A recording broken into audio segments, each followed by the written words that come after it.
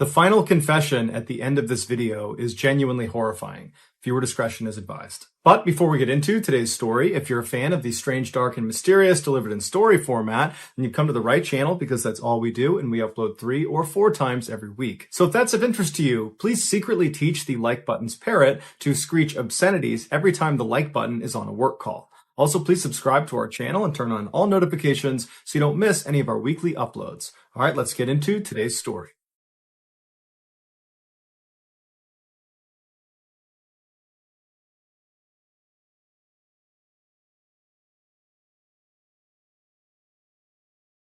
On September 12, 1982, 2 off-duty Alaska police officers were off hunting in a very remote section of Alaska about 20 miles away from Anchorage. The only way to get out to this area was by plane or by boat, and so generally speaking, the only people that came into this area were big-time hunters. After a long day, the 2 men realized it was starting to get dark and they were still deep in the woods, and so they decided it was time to turn around and start heading back to camp. The journey through the woods was challenging, and so the men walked down to the nearby Kinnick River and walked across an exposed sandbar. And as they walked, they noticed up ahead there was a boot sticking out of the sand. And as they got closer, they realized it wasn't just a boot. There was also a human leg bone still in the boot. Being police officers, they knew the importance of not disturbing a potential crime scene. And so instead, they marked on the map where they were, they left the area, and they reported the body to their department. The following day, crime scene technicians came out to that remote area and they very carefully unearthed the remains, which still had women's clothing on them. And then afterwards, they began searching for evidence in the area. And eventually they discovered a single shell casing that was a .223 caliber round, which is a common caliber for hunting rifles. The remains were sent back to the lab for an autopsy, and it was revealed this person was a female and she had most likely died at least 6 months earlier. And she had almost certainly been the victim of a homicide because she had died from 3 gunshot wounds. Also during the autopsy, it was discovered that there were no bullet holes on any of her clothing, and so it appeared that she had been shot without her clothes on, and then her killer presumably redressed her. Also, they found a hospital bandage wrapped up in her clothing that appeared to have been wrapped around her head, leading some to speculate that she had been blindfolded before she was shot. A couple of weeks after the autopsy, dental records came back and they identified the body as belonging to 23-year-old Sherry Morrow. Sherry was an exotic dancer from Anchorage who had been reported missing 10 months earlier. In her missing persons report, it was stated that the last thing she told her friends was she had been offered $300 to have pictures taken of her by a professional photographer, and she was going to meet this man right before she disappeared. While police were fairly certain that Sherry's killer was this so-called photographer, they had no evidence that would allow them to search for this person. They had nothing. All they had was this shell casing that was commonly used amongst hunters. And there's lots of hunters in Alaska. So the police reported the finding of Sherry's body to the media in hopes that when they put that out to the world, that someone from the public would reach out with more information. During the police's press conference, one of the reporters asked them, do you think Sherry's death is connected to the other unsolved deaths in that part of Alaska? What they were referencing was 2 years earlier, 2 other women's bodies had been discovered in that rough area where Sherry had been found. One of the women was so badly decomposed there was no way to identify her. However, it was revealed she was probably in her late teens or early 20s. The other woman was able to be identified. It was 24-year-old Joanne Messina, who was an exotic dancer from Anchorage. But there was virtually no evidence at either of the 2 women's grave sites, and so their deaths remained a mystery. Publicly, at this press conference, the police told reporters that they did not believe Sherry's death was connected to those 2 other women. But privately, some officers had their suspicions. Not only had these 3 women met similar fates in a similar area, but over the past couple of years, there had been a significant increase in missing people out of Anchorage, Alaska.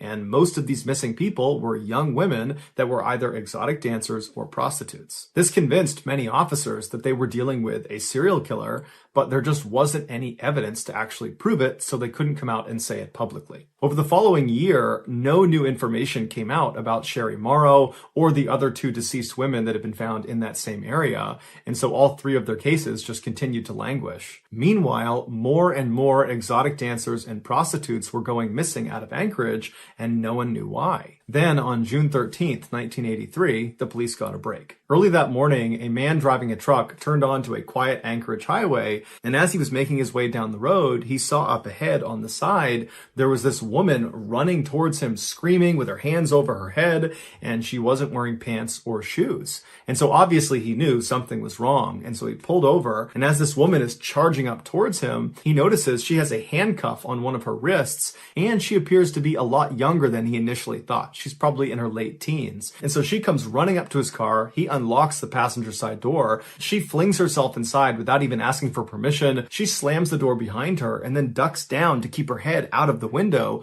like she's trying to hide from something out there. Now, this man looked out and he didn't see anyone or anything, but he wasn't going to wait around for whatever it was she was scared of. And so he just made a gut decision to take this girl away from here. And so he peeled off and drove down the road. And the girl, who was very shaken up, couldn't even tell this guy what was going on. She just asked him to please drop her off at a nearby motel. And the man didn't ask any questions. He drove her to the motel and he dropped her off. The girl ran inside and up to her room. And when she ran inside, the motel receptionist sees this girl running in. I mean, she doesn't have her pants on. She's got a handcuff on. She looks terrified.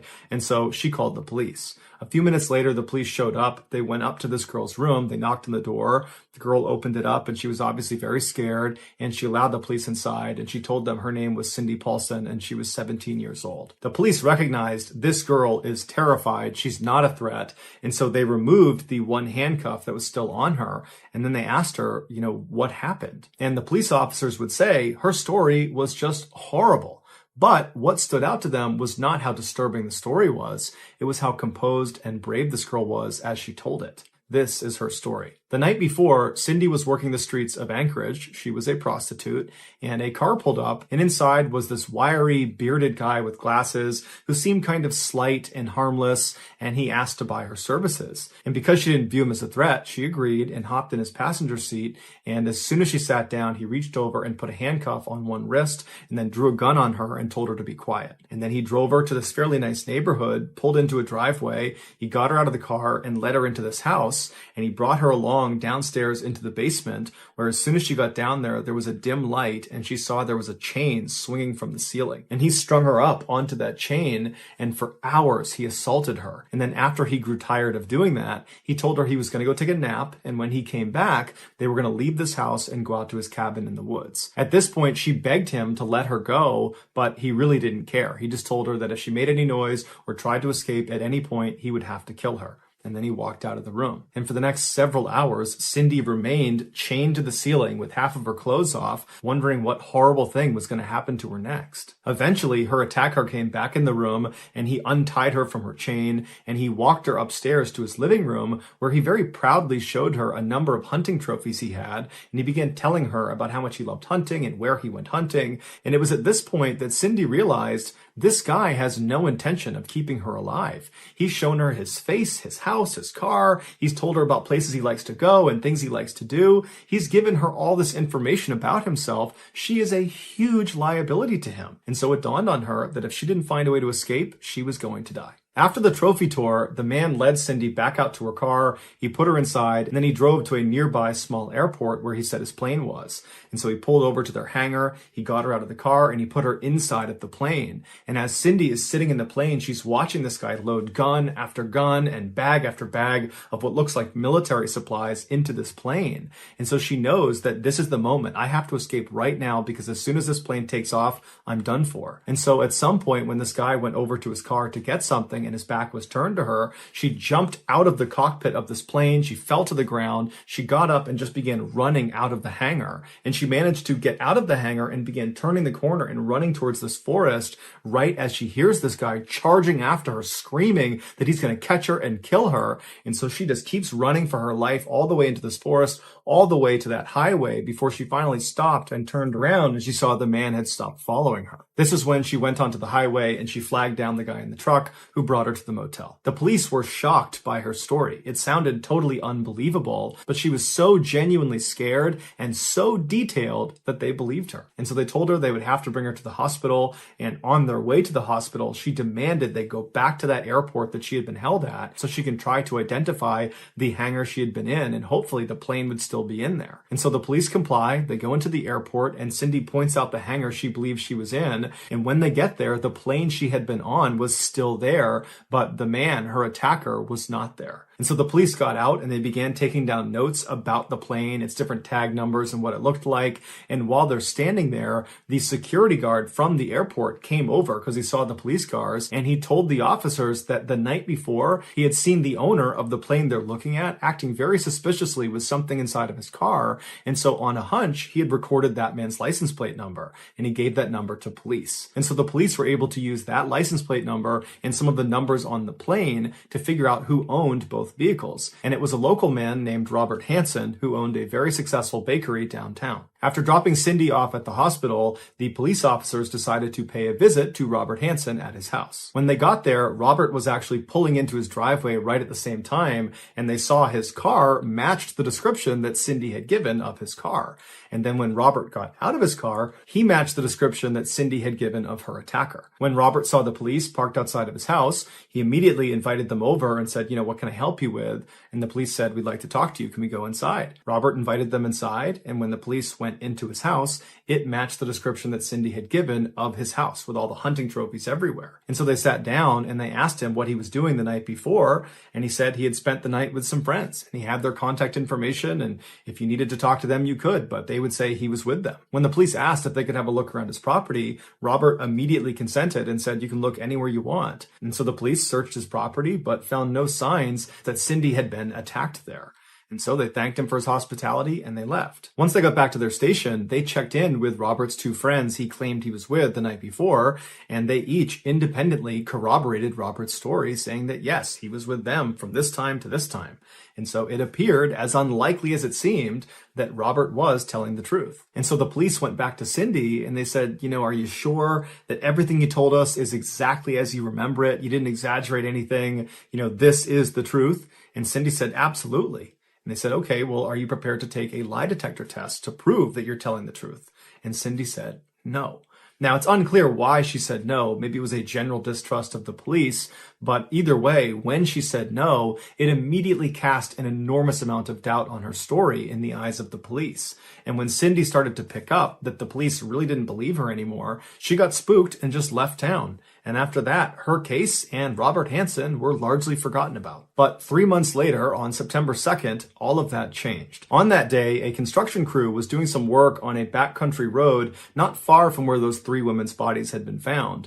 And at some point, one of their machines uncovered some human remains. The police were called in, who pulled up the rest of the remains, and then just like in Sherry Morrow's case, when they looked for evidence around this new body, they found a single shell casing from a .223 caliber round. The remains were brought back for an autopsy, where it was determined that the body was female and she had died from several gunshot wounds. Using dental records, they were able to identify this woman as being 17-year-old Paula Goulding, who was an exotic dancer who had gone missing 5 months prior from Anchorage. The police sent the .223 shell casing found in Paula's gravesite, along with the other .223 shell casing found in Sherry Morrow's gravesite, to a lab to be analyzed. And it was quickly determined that both of these rounds had been fired from the same rifle. And therefore, both women had most likely been killed by the same person. This was the moment the police knew they were dealing with a serial killer.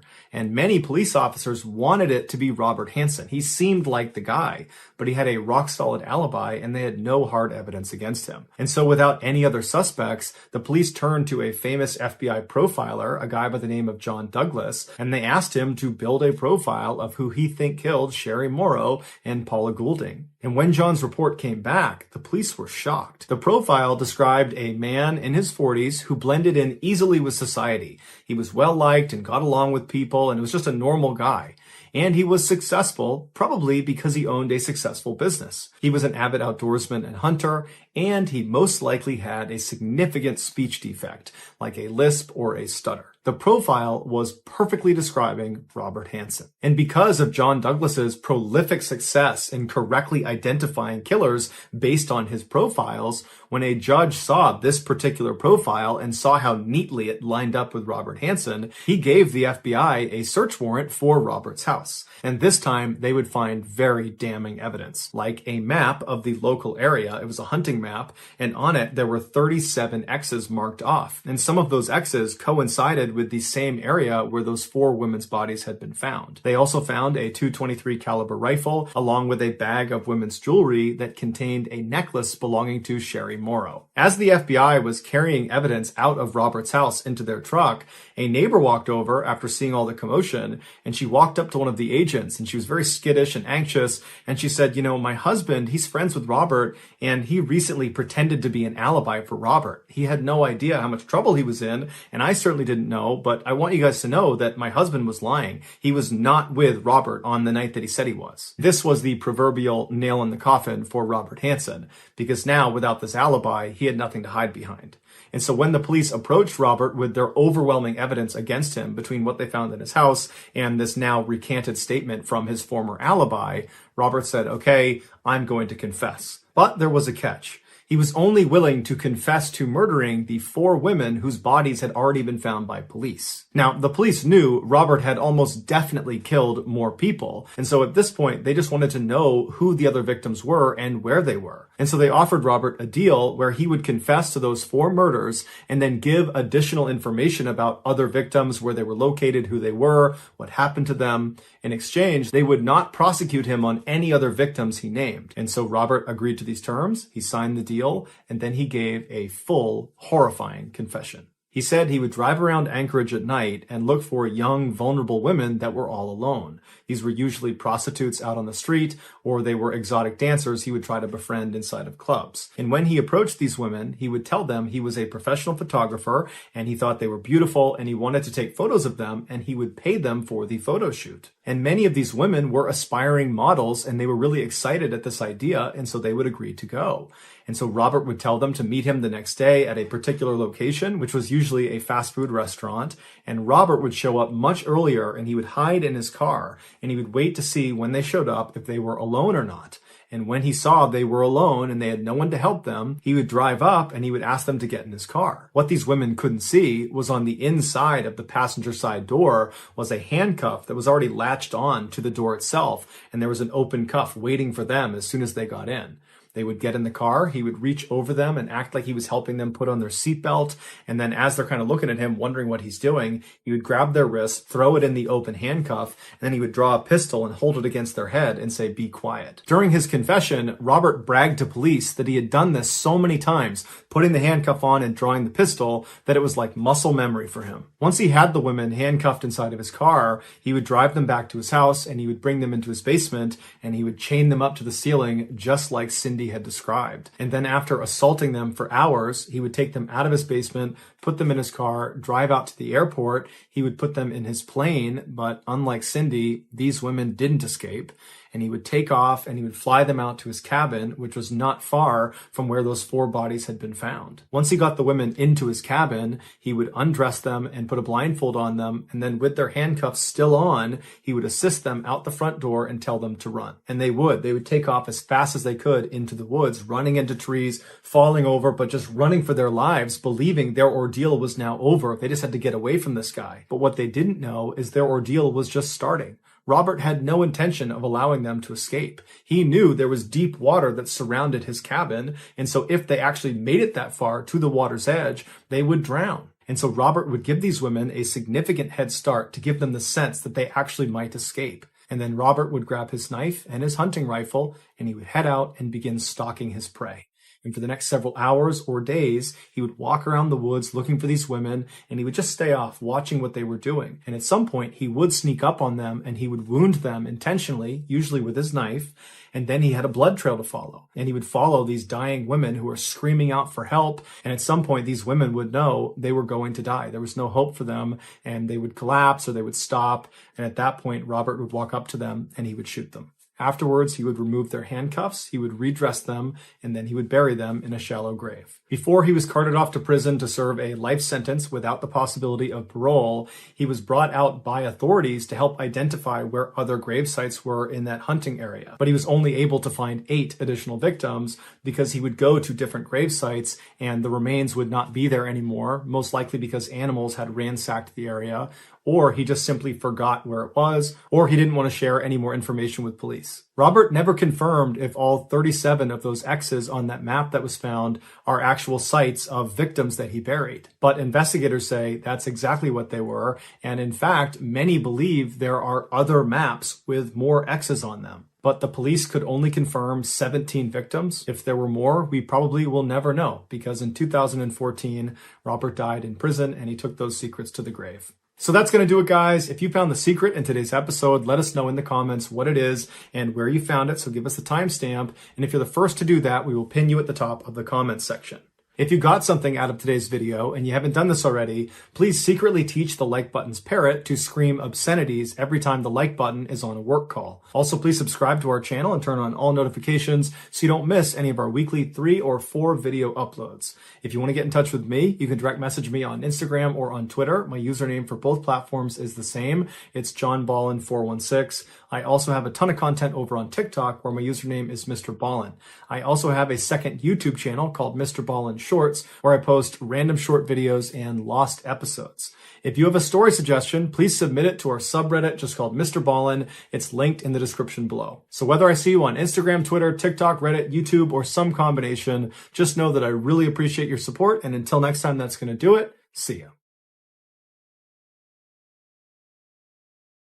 Sometimes the truth is stranger than fiction, and today we're going to look at 3 stories that demonstrate that. But before we get into those stories, if you're a fan of the strange, dark, and mysterious delivered in story format, then you come to the right channel because that's all we do, and we upload 3 or 4 times every week. So if that's of interest to you, please secretly use the like button's toothbrush to clean a dog's teeth, and then just put the brush back. Also, please subscribe to our channel and turn on all notifications so you don't miss any of our weekly uploads. All right, let's get into today's stories.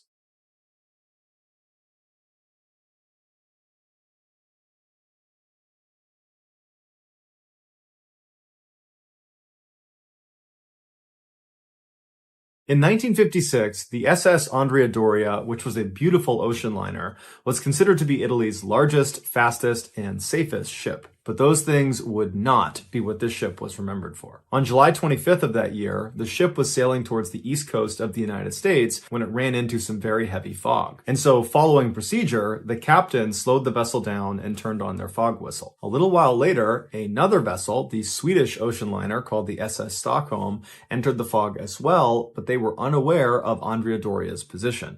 Now, both vessels were using radar, but unfortunately, both vessels misinterpreted what they were seeing, and so neither of them communicated with the other as they careened towards each other. When visual contact was finally made between the 2 ships, it was too late. A collision was imminent. At 11:10 p.m. that night, the bow of the Stockholm plowed directly into the side of the Andrea Doria, penetrating over 40 feet inside the ship before coming back out again. The impact killed 46 people on the Andrea Doria and 5 people on the Stockholm. When the story broke, every major news outlet around the world picked it up, including ABC News in the United States. And the news correspondent that they chose to cover this story was a man named Edward Morgan. And unbeknownst to his coworkers, his 14-year-old daughter, Linda Morgan, was on board the Andrea Doria, and just before he went on, he was informed that she was amongst the missing and presumed dead, and there was virtually nothing he could do but wait for more information. And so despite his incredible burden, Edward still went on the air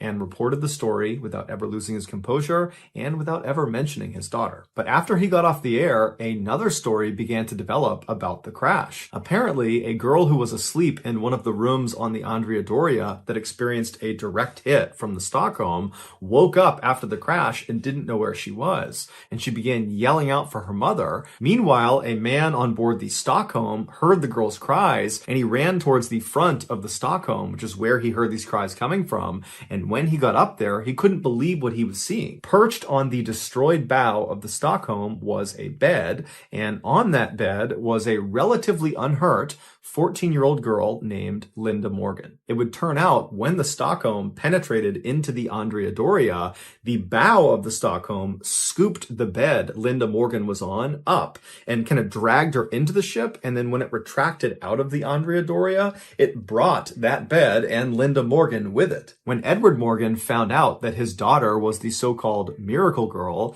he was overcome with emotions, and he would go back on the air, and this time he would talk about his daughter and her incredible survival story, and he would also talk about how hard it was to deliver the news when it was about someone he loved. Linda would make a full physical recovery. She only suffered from a broken arm, but she would suffer enormously from survivor's guilt, as her stepfather and her half-sister were both killed in the crash.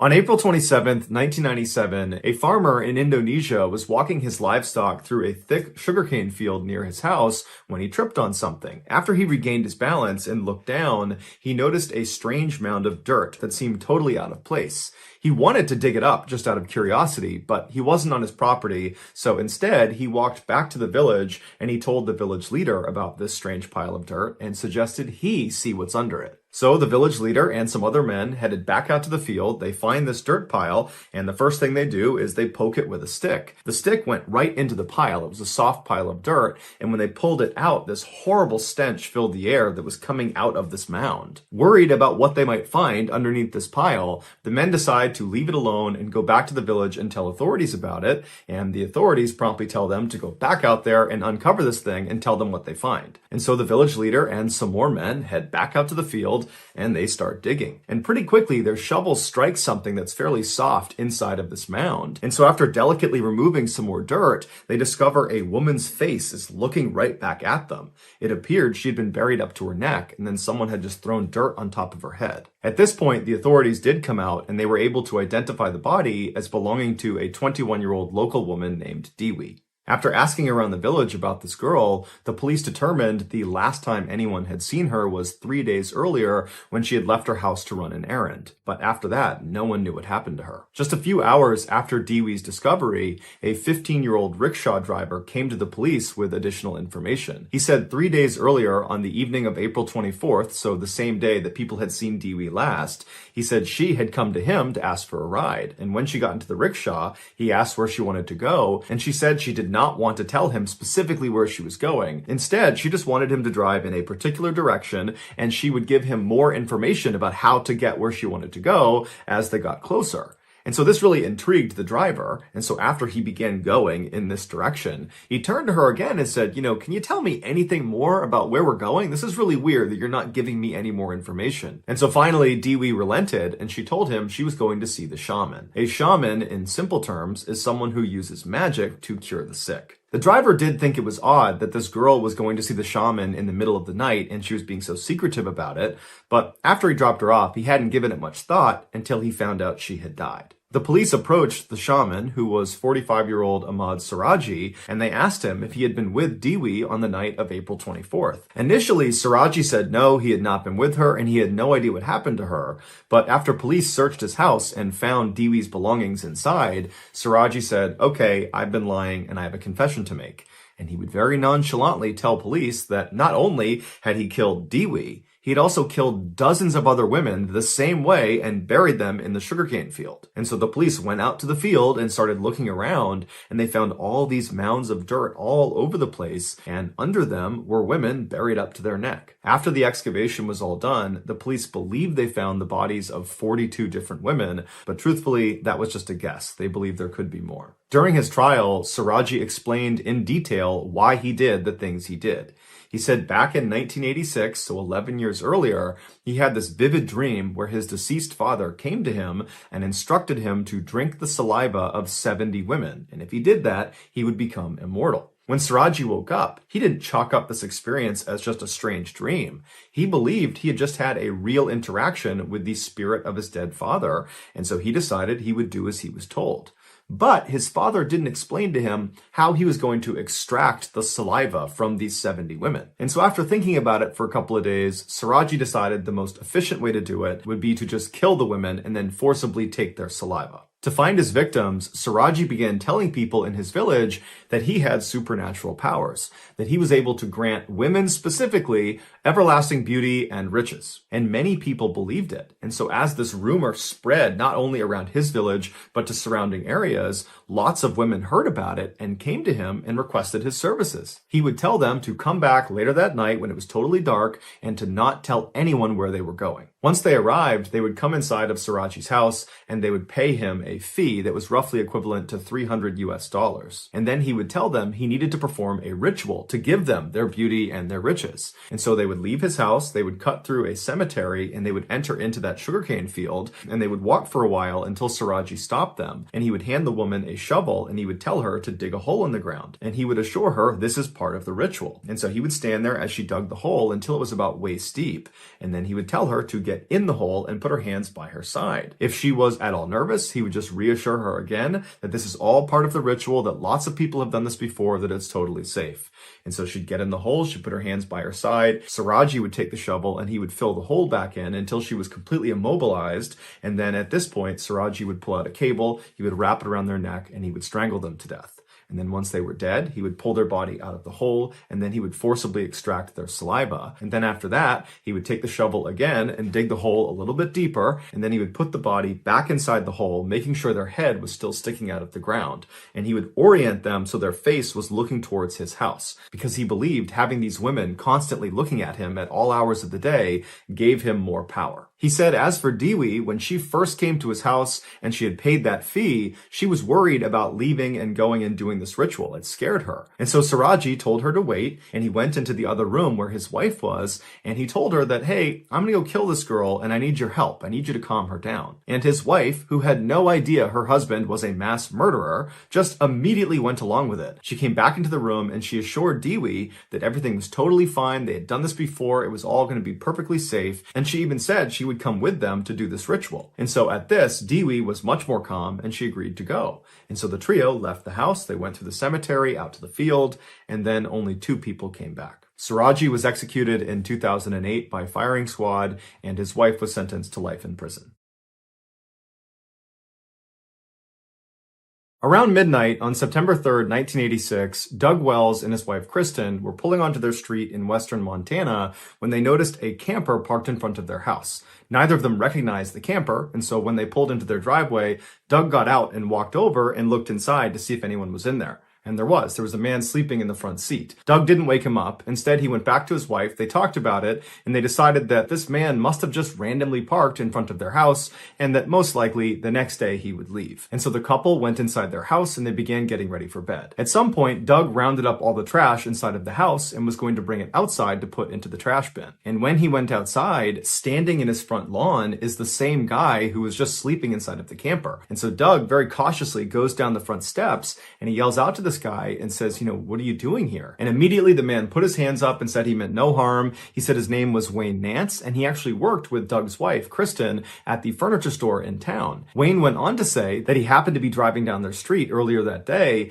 and he spotted someone standing outside one of their windows looking in their house, and he knew it was Kristen's house, and he looked in their driveway, and he saw that Kristen wasn't home, and it looked like nobody was home, and so he decided he would just park out front and try to scare off this person and wait for Kristen to get back. But by the time Kristen got back, he had fallen asleep. Doug was totally caught off guard by this whole situation. The idea that there's this guy on his property talking about another guy that was lurking around his property. And so he asked Wayne, did you see this guy again after that first time you saw him? And Wayne said, no, he hadn't, but he didn't have a flashlight. And so maybe if Doug went in the house and got some flashlights, the 2 of them could walk the property and make sure nobody was there. Doug thanked him for the offer and said, okay, well, why don't you come in the house and I'll go look for those flashlights. And so Doug led the way inside of his house, and as soon as Wayne got in the house and shut the front door behind him, he pulled out a metal pipe he was hiding and smashed Doug over the back of the head. Doug turned around and Wayne hit him again over the face, and before long, the 2 of them were struggling on the ground. Kristen, who was upstairs, heard the commotion and she came running down the stairs, and she sees at the bottom her husband, who's bleeding profusely from his head. He's covering himself up on the ground, while Wayne, her co-worker, is standing over him, punching and kicking him. Before Kristen could do anything, Wayne noticed her up on the stairs, and he drew a pistol and aimed it at her and told her to come down here and tie up your husband's arms and legs. Kristen, who's in shock, is just hoping this was just a robbery and that they would have their lives spared. And so she does as she's told. She walks down, Wayne throws her some cord, she ties up her husband's arms and legs, and then afterwards, Wayne leads Kristen back upstairs to the bedroom where he ties her up as well. After that, Wayne went back down to the main floor where Doug was still laying on the ground, and he grabbed Doug by the legs and he pulled him down the flight of stairs to the basement where he tied him up to a pole, and then he savagely beat him with the pipe before Wayne pulled out an 8-inch blade and plunged it directly into Doug's chest all the way in. And then when he pulled it out again, Doug slumped over. Wayne went back upstairs all the way to the second floor to check on Kristen, and he saw she had managed to get partially out of her restraints and she was reaching for the landline, and so he jumped on top of her and managed to restrain her all over again. And then after he was confident in her restraints, he went back downstairs to make sure Doug was dead. When he got down there, he saw Doug was still slouched over in the same position he had left him, and so Wayne assumed Doug must be dead, and Wayne went back upstairs to assault Kristen.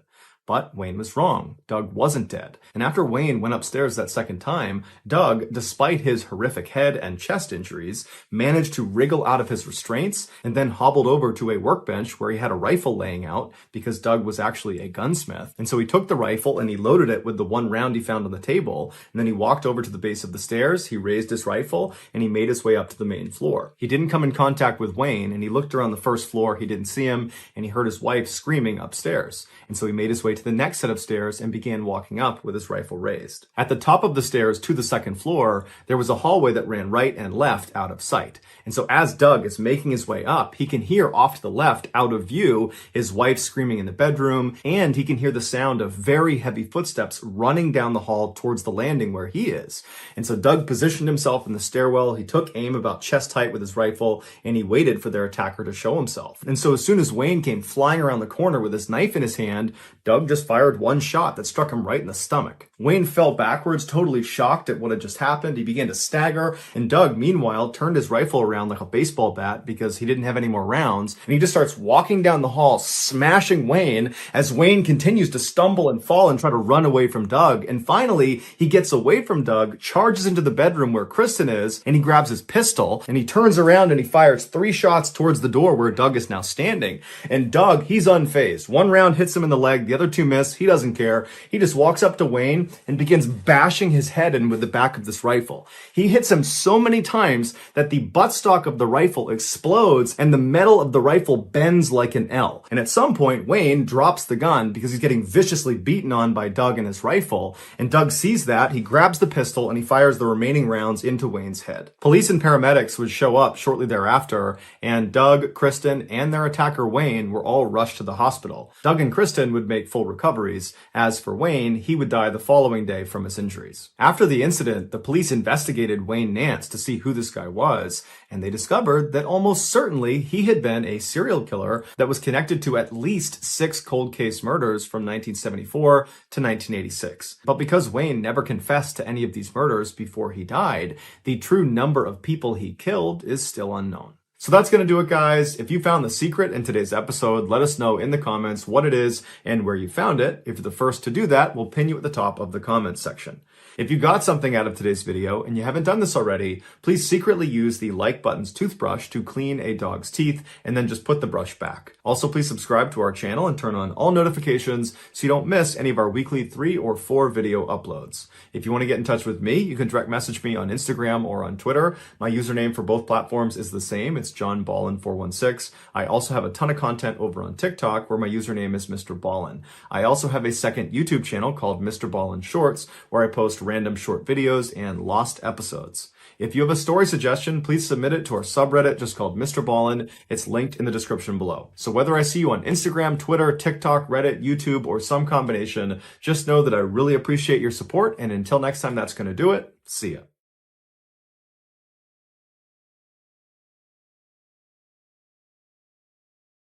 Sometimes the truth is stranger than fiction, and today I'm going to share 3 stories that demonstrate that. But before we get into today's stories, if you're a fan of the strange, dark, and mysterious delivered in story format, then you've come to the right place because that's all we do, and we upload 3 or 4 times every week. So if that's of interest to you, please invite the like button to come over your house and play Mortal Kombat. And when they do, play real Mortal Kombat and uppercut them into the ceiling. Also, please subscribe to our channel and turn on all notifications so you don't miss any of our weekly uploads. All right, let's get into today's stories.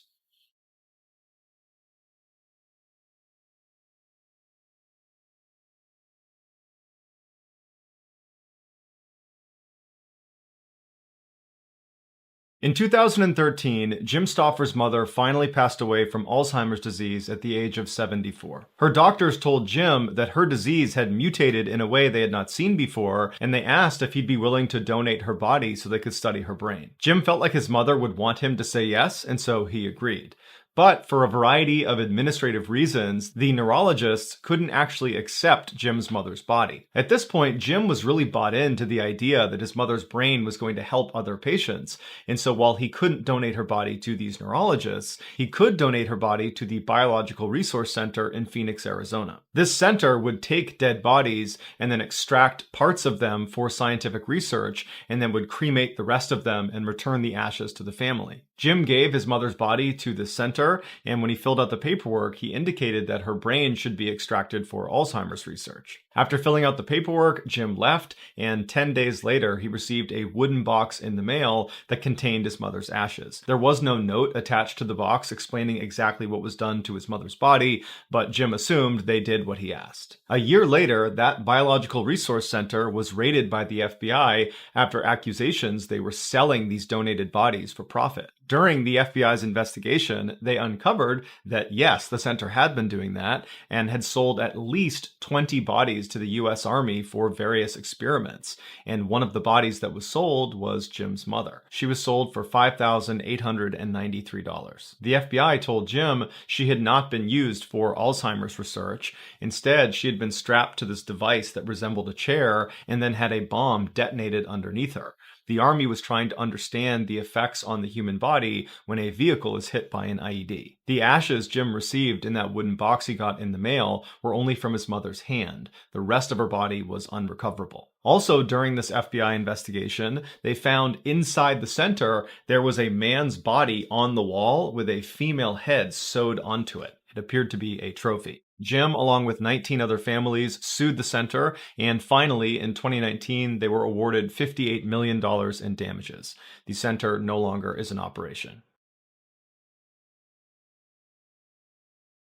In 2004, Mitch was in his final semester at a college in Louisiana when he met another senior, a wonderful young lady named Kayla. From the instant he saw her, he knew he was in love. She played hard to get at first, but after several months, he won her over. After graduation, the pair stayed in Louisiana and moved in together while they got their careers off the ground. 2 years later, the pair got married, and almost immediately, Kayla got pregnant. At the time, Mitch's career was really starting to take off, which allowed Kayla to stay at home and take some time off. By the time their daughter was born, Mitch was making so much money that Kayla decided to just stay home and be a full-time mom. A couple years later, Kayla got pregnant again, and by the time their daughter was 2 years old, they had their son. Mitch adored his children. Every morning before he went to work, he would sneak into their room and he would watch them sleep, and then in the evenings, they would have these big family sit-down meals and then play games together until bedtime. Mitch's life was perfect. Shortly after his son's birth, Mitch was lounging on the couch in his TV room when he noticed out of the corner of his eye the red lamp in the corner of the room. It just looked funny. It was almost like the light itself was blurry, but when he looked a little bit closer at it, the entire lamp looked blurry. And so Mitch looked around the room and nothing else was blurry. He rubbed his eyes and looked back over at this lamp and it was still blurry. He turned the TV off and walked over to the lamp, and even though he was right in front of it, the lamp was still blurry. And Mitch didn't have bad eyesight, and so he's thinking, is there something wrong with me? Am I having a stroke? Do I have an aneurysm? Is there some sort of illness here that's making me see this lamp blurry when it's really not? But Mitch told himself he was healthy and that whatever this was, it was an anomaly and nothing to worry about. And so he went back over to the couch, turned the TV back on, and tried to ignore the lamp.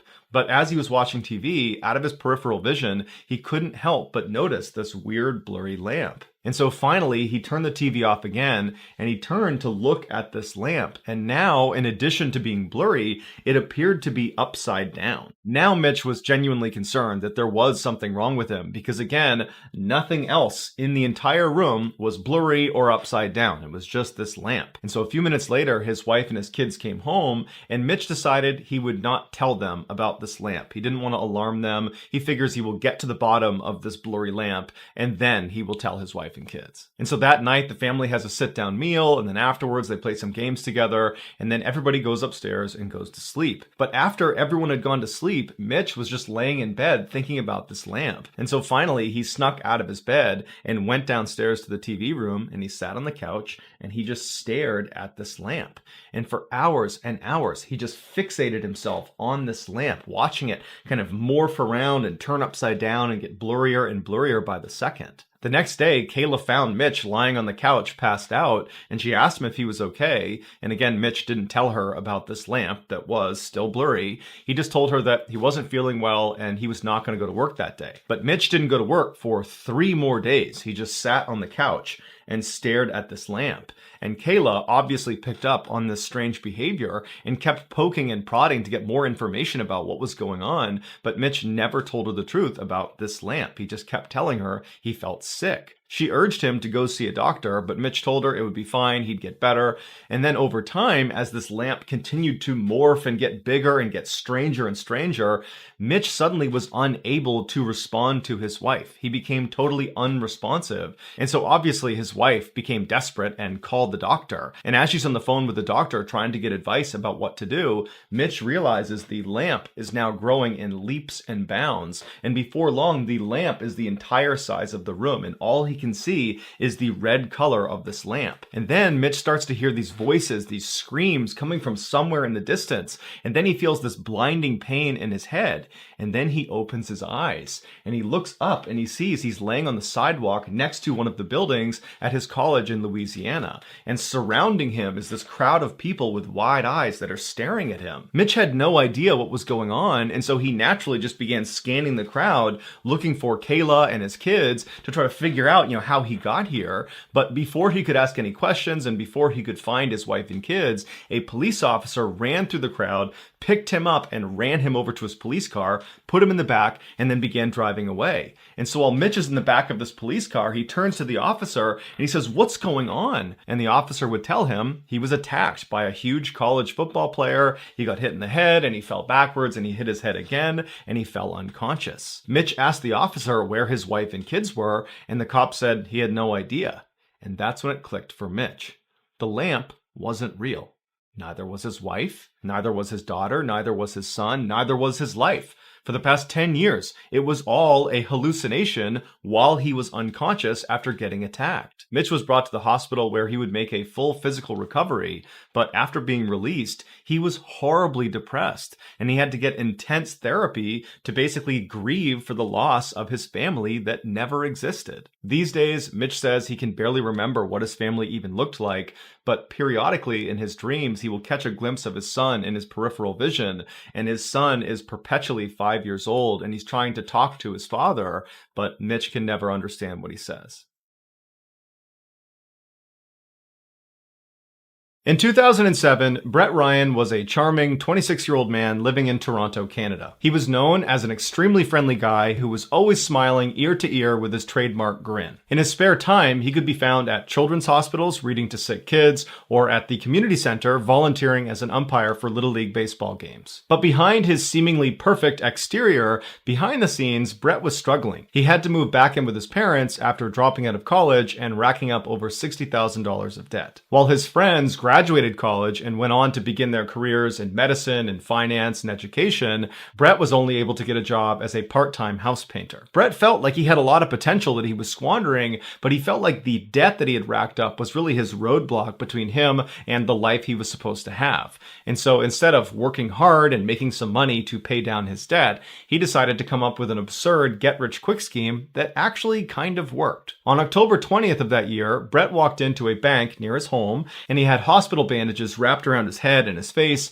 and his left arm was in a sling. And he walked up to one of the tellers and he handed her a note that just said, "I have a gun underneath this sling, give me $2,000. And the teller very quickly complied, and she gave him a little over $1,000. That was all the money she had. And Brett took the money, turned around, and calmly walked out of the bank. And he got in his car and he got home, and he was totally exhilarated, and he's half expecting the police to just show up at his front door, but they never did. He was never caught. And after that, he was hooked. For the next 8 months, Brett robbed a dozen other banks in the area, stealing almost $30,000. He became so confident in his ability to steal without getting caught that he began dressing up in these ridiculous outfits that included this huge, obviously fake beard. And in fact, the media dubbed him the fake bearded bandit. The reason Brett wasn't getting caught is because the police would get his fingerprints at the crime scene, but because he did not have a criminal record, his prints were not in the database. And so the police basically just had to set up and hope to catch this guy in the act. And in the summer of 2008, they finally would catch the fake bearded bandit. At Brett's trial, dozens of his friends wrote letters of support to the judge saying that Brett was actually a great guy, that this was a product of desperation and a total break from his normal character. And some of the organizations that he volunteered with did the same thing, writing letters to the judge saying what a meaningful contributor Brett was to the community. When Brett spoke at his trial, he was incredibly remorseful and said he had allowed his debt to get totally out of control and that admittedly he had not handled it well. And so the judge took all of this into account, all the letters of support and Brett's overall appearance in court, and he decided that this was indeed a break from character and that Brett was actually a very promising young man and that he did not deserve the harshest penalty. And so Brett was sentenced to just under 4 years, which considering the crime was a very lenient sentence. And so Brett went to jail, but then less than 2 years later in 2010, he was granted parole and allowed to move back in with his parents. And his parents would say he was a changed man ready for a fresh start. But Brett would find life outside of jail was exponentially harder now that he was an ex-con. It was extremely hard to get a job, which meant he had no income, and without an income, he couldn't pay down all those debts he had, and so he had to declare bankruptcy. As for life at home, it was very difficult. Brett's family was very embarrassed about what he had done, and when Brett moved back home, it was obvious that all the neighbors were gossiping constantly about their family. And so Brett and his family actually moved to another Toronto neighborhood just to get away from all of that. But once they settled into this new neighborhood, Brett really knuckled down and decided he was going to get his life together and he was going to do it all on his own. And so he applied to dozens and dozens of jobs all over the place, and finally he was able to get some low-paying work in retail. It wasn't great, but it was a start. And so Brett began working countless hours at this really low-paying job, and his parents noticed how hard he was working to try to get his life back together, and so they decided they would help him out financially so he could re-enroll in college and finish his degree in biophysics. While Brett was in school, he met a woman named Kristen who had a full-time job and lived in this beautiful home, and by and large, she had the life that he wished he could have. And the two of them quickly fell in love, and Brett told her about his criminal past as the fake bearded bandit, and she accepted him, and she didn't judge him, and she said, "I still love you, I still want to be with you." 2 years later, Brett moved out of his parents' house and into Kristen's house, and for once in his life, he felt like his life was going the way it should be. Then, a year later, tragedy struck when Brett's father passed away, and suddenly Brett had to go to his mother's house all the time to try to help her out. And his mother was very appreciative of the time he was spending with her, and so she actually began paying him for the work he was doing around the home. And considering Brett was a broke college student, this was a huge help, and in many ways, it really brought Brett and his mother together. A year later, in 2015, Brett proposed to Kristen, and she said yes. But at the same time, school was getting overwhelming for Brett, and he dropped out. But he was too embarrassed to tell his fiance or his family because everybody thought he was on the right path and he didn't want to explain why he had dropped out. And so he just pretended to still be in school. Then in the spring of 2016, when Brett should have been graduating, he got a very lucky break when a big tech firm in Toronto offered him a job. On paper, Brett should not have gotten this job. He wasn't qualified. He didn't have a degree. But in getting this job, Brett was able to tell his fiance and his family that he had just graduated college and and that was how he was getting this job. His family and his fiance were a little confused why they weren't invited to his graduation ceremony, but nonetheless, they were very excited for him and they took him out and they celebrated. Then, a week after Brett accepted this job, the tech firm rescinded their offer when they discovered Brett was in fact the fake bearded bandit. Now, Brett panicked because this job represented this perfect piece to his web of lies that allowed him to pretend he had his degree and that everything was so great, and so he couldn't possibly tell his fiance and his family that he didn't get this job. And so he decided he would just lie and pretend to go to this job every day. Meanwhile, Brett's mom began bragging to all of her new neighbors about her son Brett, who had really turned his life around. He graduated from college, he got this great job, he's got a beautiful fiance, he's got this wonderful home. Everything is just going great for Brett. At first, Brett was able to push the guilt out of his subconscious and just live this ridiculous lie. But as his wedding day approached, the weight of all these lies and the guilt he felt, it became overwhelming. And practically speaking, he was worried about how he would explain to his new wife why he had no income despite having this full-time job. And so he went to his mother and he told her the truth about dropping out of college, about not getting that job offer. And then he said, "Can you keep all of this a secret? And can you give me a whole bunch of money so I can keep living this lie?" And she said, "No. And in fact, you need to tell your fiance that you're lying or I will." This was the worst case scenario for Brett and one that he was not prepared for. He really thought his mom would be like, "Yep, let's do it. Let's keep this thing going." But when she didn't, he didn't really know what to do. He believed if Kristen found out the truth, she would leave him and that would ruin his perfect life. And so he decided he would not tell Kristen. Instead, he would kill his mother. Because he was an ex-con, he couldn't buy a firearm. However, he could buy a crossbow. And so he ordered his crossbow, he watched a couple YouTube videos about how to operate it, and then on one of his trips to his mother's house to help out, he stashed the crossbow and some arrows on a shelf in her garage. Then, when he got home, he began designing these bizarre contraptions that were built out of fans and pulleys and broomsticks that, when turned on, would move around the room and click on his keyboard and turn his phone off and on. It was designed to help him build an alibi when he was out committing murder. His devices would be turning on and off again, giving the impression that he was at home the whole time. On August 25th, 2017, all his preparations were done. He woke up early that morning and he began getting ready for his fake job. At the same time, Kristen was also getting ready for her real job, and then at 7:30, when they were both ready to go, they hopped in their respective cars and headed out for the day. But Brett slowed down at the end of the street and waited for Kristen to disappear around the corner. Brett turned back, went back into his house. He went up to his room and turned on all of his bizarre alibi contraptions that he made sure were turning off and on his devices correctly. And after a while, once he was confident these devices would work, he hopped in his car and he drove over to his mother's house. He got there around 10 a.m. He walked inside and his mother was sitting in the kitchen, and he approached her about changing her mind about telling the truth to Kristen. But his mother was staunch and she said, "No, I'm going to tell her before your wedding unless you do." And so their exchange got really heated, and before long, his mother actually called one of his older brothers, Chris, to come to her house and talk to Brett to defuse this situation. Brett was furious and stormed out of the kitchen. He grabbed the door that led into the garage, and he stormed in to try to get his crossbow off the shelf. But his mother followed after him. Now, the crossbow had not been loaded when he put it up on that shelf, and Brett was not very good at loading it, and it would take several seconds to actually do it. So he's thinking to himself, when I pull that down and begin loading it, she's going to see the weapon and she's going to run outside before I can get to her. And so when he reached up, he didn't grab the crossbow, he grabbed the arrows. And in a swift motion, he pulled them down, re-gripped them like a knife, faced his mother, and began attacking her viciously. She fell backwards and a shelf actually landed on top of her, pinning her to the ground. At which point Brett seized the opportunity. He got up, grabbed a piece of nylon, he wrapped it around her neck, and he suffocated her. As soon as she was dead, Brett pulled her out from under the shelf and dragged her to the side of the garage. He put the shelf back up, and then he began loading his crossbow because he knew Chris, his older brother that his mother had called, was going to be here soon. And so he hid behind the door inside of the garage and just waited. And at some point, he heard Chris's car pull into the driveway. Chris walked into the house. He yelled for his mom. He yelled for Brett, but but he didn't get a response. And eventually, Chris made his way to the open door leading into the garage.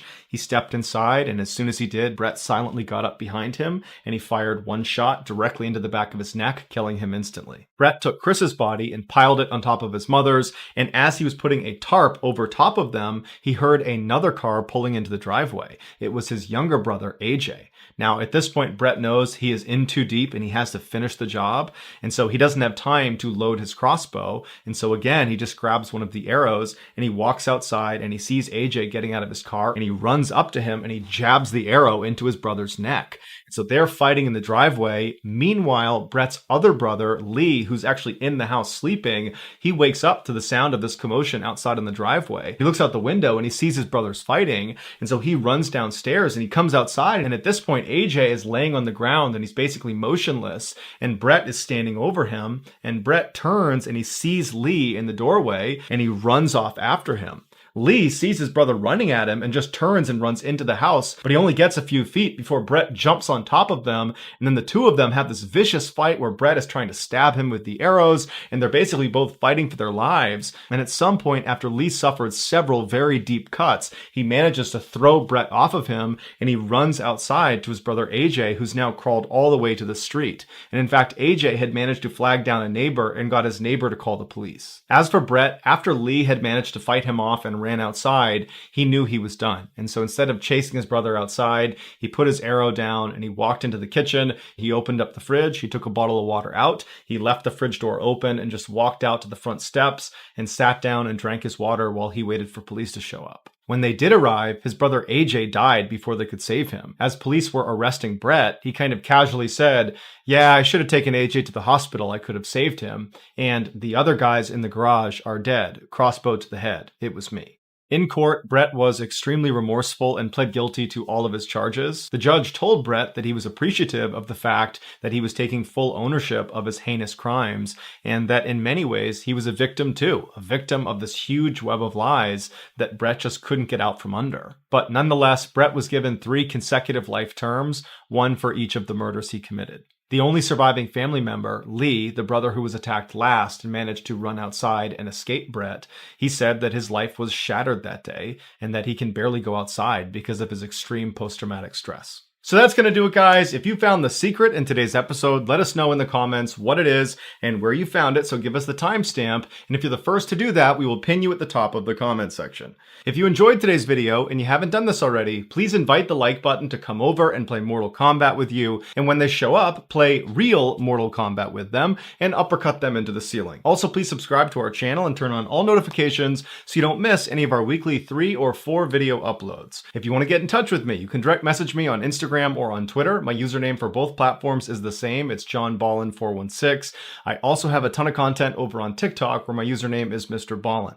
I also have a second YouTube channel called MrBallen Shorts where I post random short videos and lost episodes. If you have a story suggestion, please submit it to our subreddit just called MrBallen. It's linked in the description below. So whether I see you on Instagram, Twitter, TikTok, Reddit, YouTube, or some combination, just know that I really appreciate your support, and until next time, that's going to do it. See ya.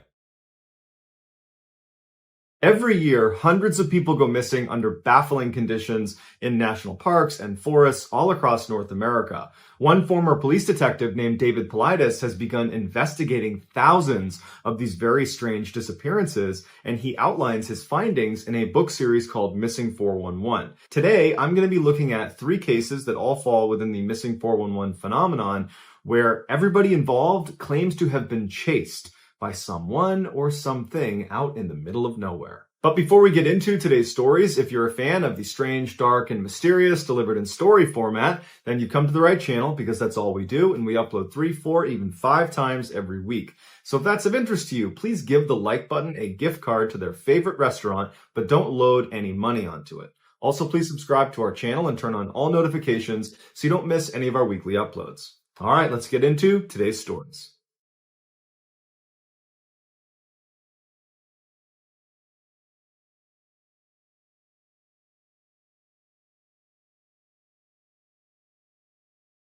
In 1989, 22-year-old Eloise Lindsay was a fresh college graduate, and she was at a crossroads in her life because even though she just earned her degree, she really didn't know what she wanted to do with her life. And because she was an experienced backpacker, she thought a good way to, kind of get her life together would be to go on a sort of retreat, go out into the woods, go out into nature, and kind of find herself. So she had planned this very detailed 43.3-mile hike along the Appalachian Trail, starting in South Carolina, where the first 7 days of the hike, she would be totally on her own. And then at the 7-day mark, she would meet up with a friend at a particular rendezvous point. Her friend would give her resupplies and would be her companion for the rest of the hike. When Eloise told her parents what her plans were, they were not concerned for her safety because she was an experienced backpacker. She had made trips like this before. And so they said, great, we'll see you when you get back. So on November 4th, Eloise sets out to begin her journey down the Appalachian Trail. And the first couple of days of her hike were great. The weather was beautiful, the scenery was amazing, and she had all this time to just kind of be by herself and look internal and think hard about what she wanted to do with her life. But on the third day, when she woke up, she was sleeping inside of a tent she had camped just off the trail. She woke up and she had this intense sense of dread. She couldn't really place where it was coming from, but she knew something was wrong. And she's kind of doing inventory of her life, like, what did I forget? Is there something that I'm just not thinking about right now? But she kind of pushes it aside mentally and thinks, okay, you know what? I'm just going to pack up my campsite here and get hiking, and I'm bound to, come up with what it is that's making me feel this way. So she gets out of her tent and she begins packing up her campsite, and she's looking out, kind of scanning the tree line, not because she was looking for anything, but just because she happened to be looking out. And she could have sworn that she saw a man standing, 30, 40 feet away behind a tree. And she kind of did a double take and was staring at him. It's, it's broad daylight, it's the morning, and they're near a trail. So it isn't like unbelievable that there might be someone near her at that very moment. But she kind of did a double take and she looked at them again, and this person was gone. And she stood there for a minute, just kind of looking in the direction of where she had seen this guy, wondering, is my mind playing tricks on me? Did I really see someone there? Why aren't they showing themselves again? If there was someone there, they clearly must have just been looking at me. Why aren't they, poking their heads out again to communicate with me in some way? We're out in the middle of nowhere. We should be talking to each other. But the guy never shows himself again. And so as she's standing there wondering what she should do, she isn't ready to yell out to this person because there's part of her that's a little bit nervous about yelling out to some stranger in the middle of the woods.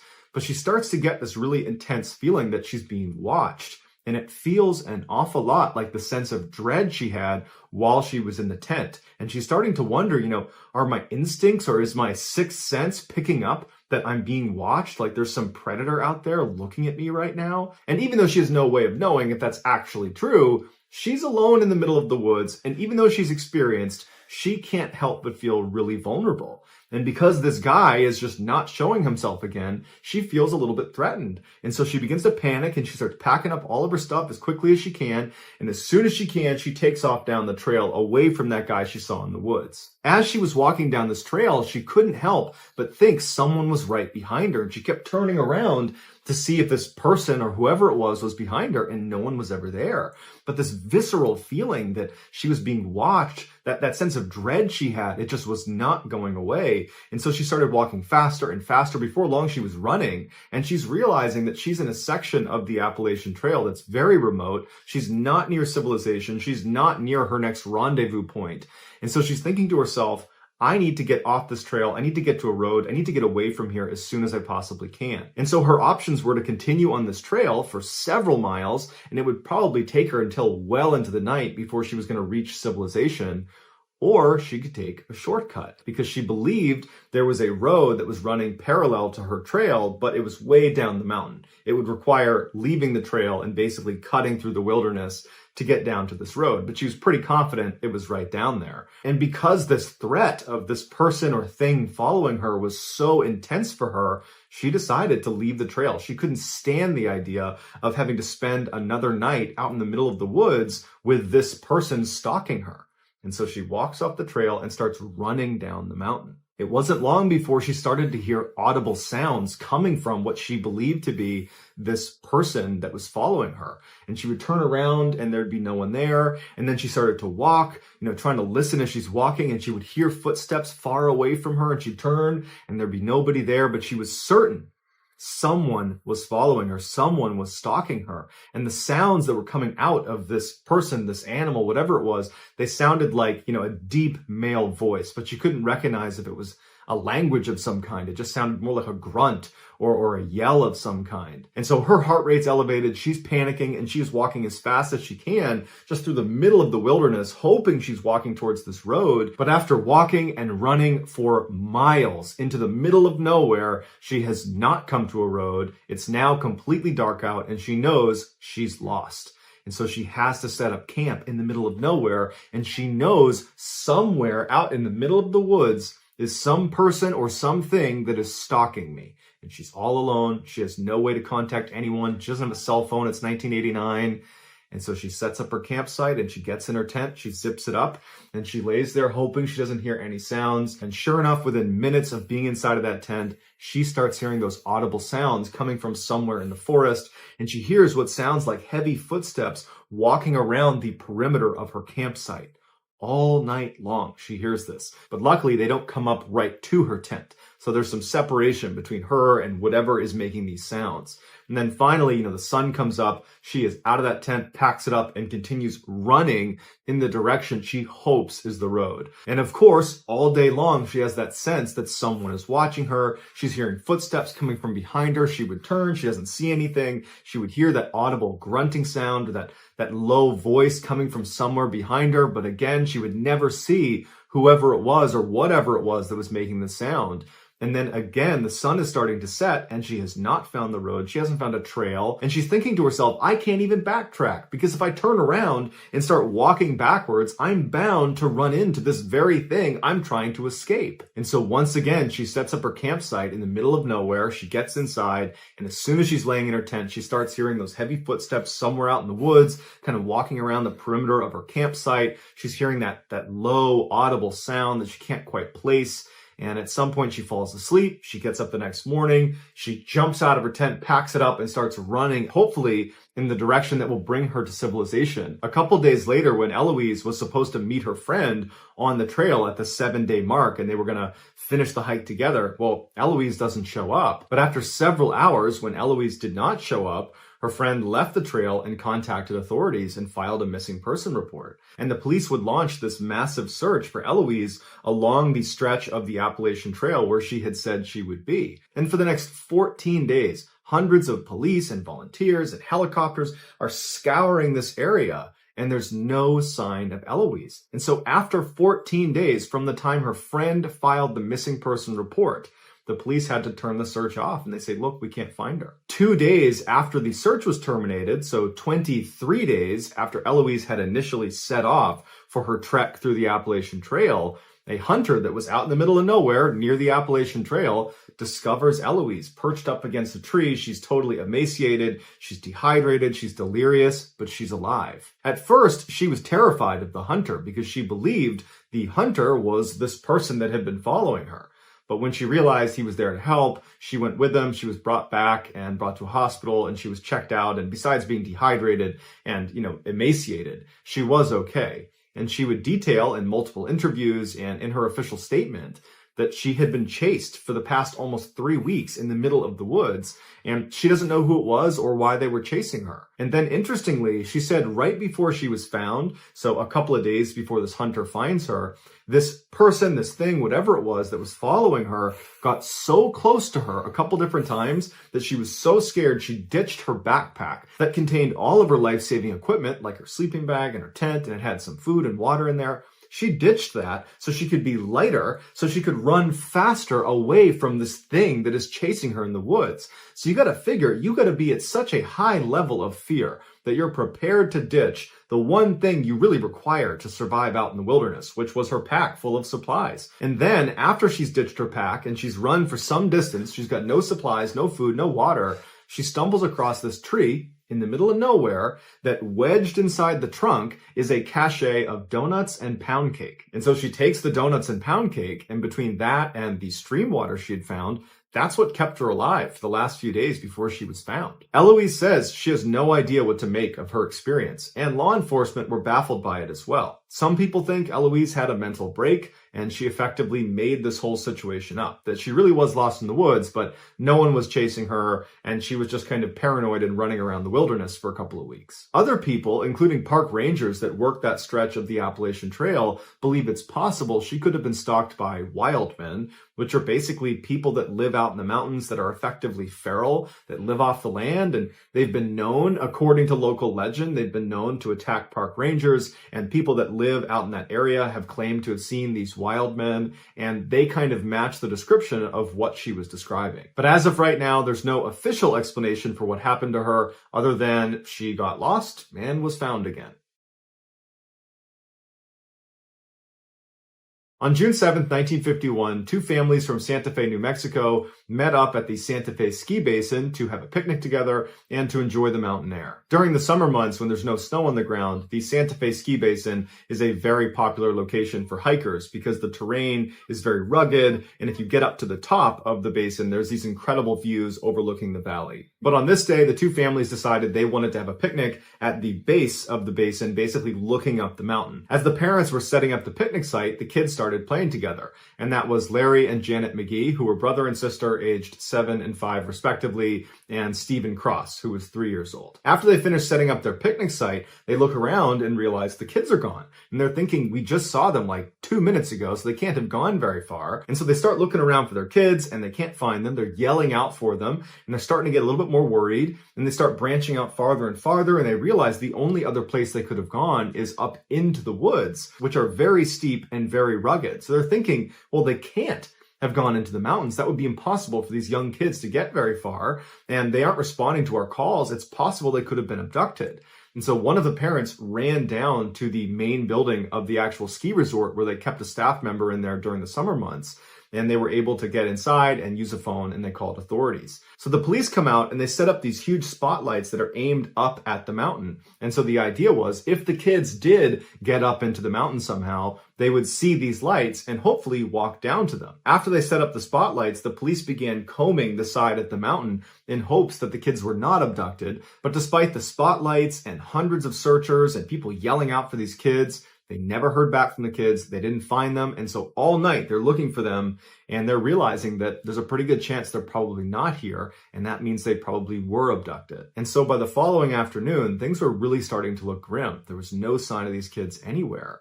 And that's when a searcher who was way outside of the primary search area, they were about 3.5 miles away, thousands of feet up in elevation. They're up there and they're looking around and they're getting ready to leave when they see something out of the corner of their eye that looks like a person. They turn around and one of the kids is poking their head up from behind a log. And the searchers run over to them, and sure enough, the 3 kids were actually inside of this downed log, and they were all okay. As the searchers are picking them up and calling this in, they're thinking to themselves, how in the world did these kids get so far away? Once the children were brought back down to the search headquarters and were reunited with their parents and were checked out by a doctor who said, yep, they're a little dehydrated, but they're okay. After all that was done, the police asked them the question that everybody was thinking, how did you get where you were found? And Larry, the oldest of the group, he was 7 years old. It took him a minute, but eventually he said, they were playing around the picnic area and they went just barely into the tree line when all of a sudden a bear came out from behind a tree and began chasing them. And the 3 of them ran 3.5 miles up a mountain to find this log, which they jumped inside of, and they hid inside of this log from this bear, which apparently was patrolling the area looking for them. And in addition to this bear that was apparently walking around the area looking for them, Larry said they were especially scared of the gorilla that was walking around the area looking for them as well. Now, it's easy to discount Larry and the kid's story because you could say, okay, well, the gorilla they saw was actually just a searcher looking for them. Except there was no one in that area looking for the kids near that log until right before they were found. It was kind of like a last-ditch effort to push outside the boundaries of the main search area. It was just kind of a miracle they actually located them. And Larry and the kids were saying this gorilla and this bear were looking for them on the first day and first night they were out there. So there were no searchers out there at that time. As for the bear, there have been bear sightings in the Santa Fe ski basin, although it is fairly rare. But if it was a bear that was chasing these kids, it would have caught them. A bear is not going to not be able to catch 3 small children running uphill. So either there wasn't a bear, or it was some other animal that might have resembled a bear. But what type of an animal would chase three small children who are very vulnerable 3.5 miles up a mountain only to abandon them? But even if we say, you know what, there's no way the bear and the gorilla had anything to do with this. This is just kids who got lost and they wound up in the woods and they were found, and that's it. Fine. But I have a 3-year-old and a 4-year-old, and I can tell you right now, there's no way they could cover a 3.5 mile distance uphill in really rugged mountainous terrain in a 24-hour cycle. There's no way. Without help, that's not possible. I would say the only caveat to that would be if my children were fearful for their lives, in which case adrenaline would kick in, and they probably could cover that distance in a 24-hour period. That certainly lends credibility to the idea that Larry, Janet, and Steve were in fact running for their lives, and they had that adrenaline kick, and that's how they were able to cover that distance. But were they really running from a bear or a gorilla? We don't know, and there's been no further investigation into this case, and I think that's because the kids were found alive. The parents, the police, they're happy, and everybody moved on. From 2002 to 2006, Cullen Finnerty was perhaps the most successful college quarterback in history, winning 3 national championships and being named the Division II Player of the Decade. He was also perhaps the toughest college quarterback in history. Most quarterbacks will spend their careers looking to avoid getting smashed by defenders. Not Cullen. Cullen was 6'2", 240 pounds, and he would tell his teammates that he wanted to get hit, and he would hit back.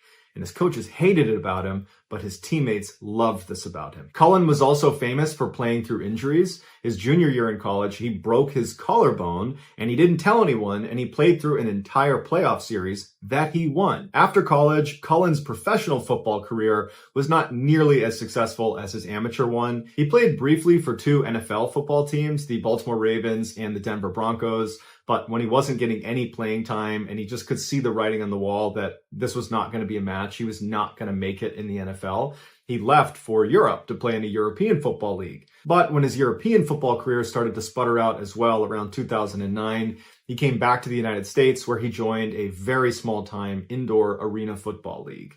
And while Cullen's love of football was still there as much as it ever was, he knew at this point, playing at this low of a level, that his career was effectively over. Around the same time that Cullen was hanging up his football cleats, he would meet Jennifer, who would become his wife.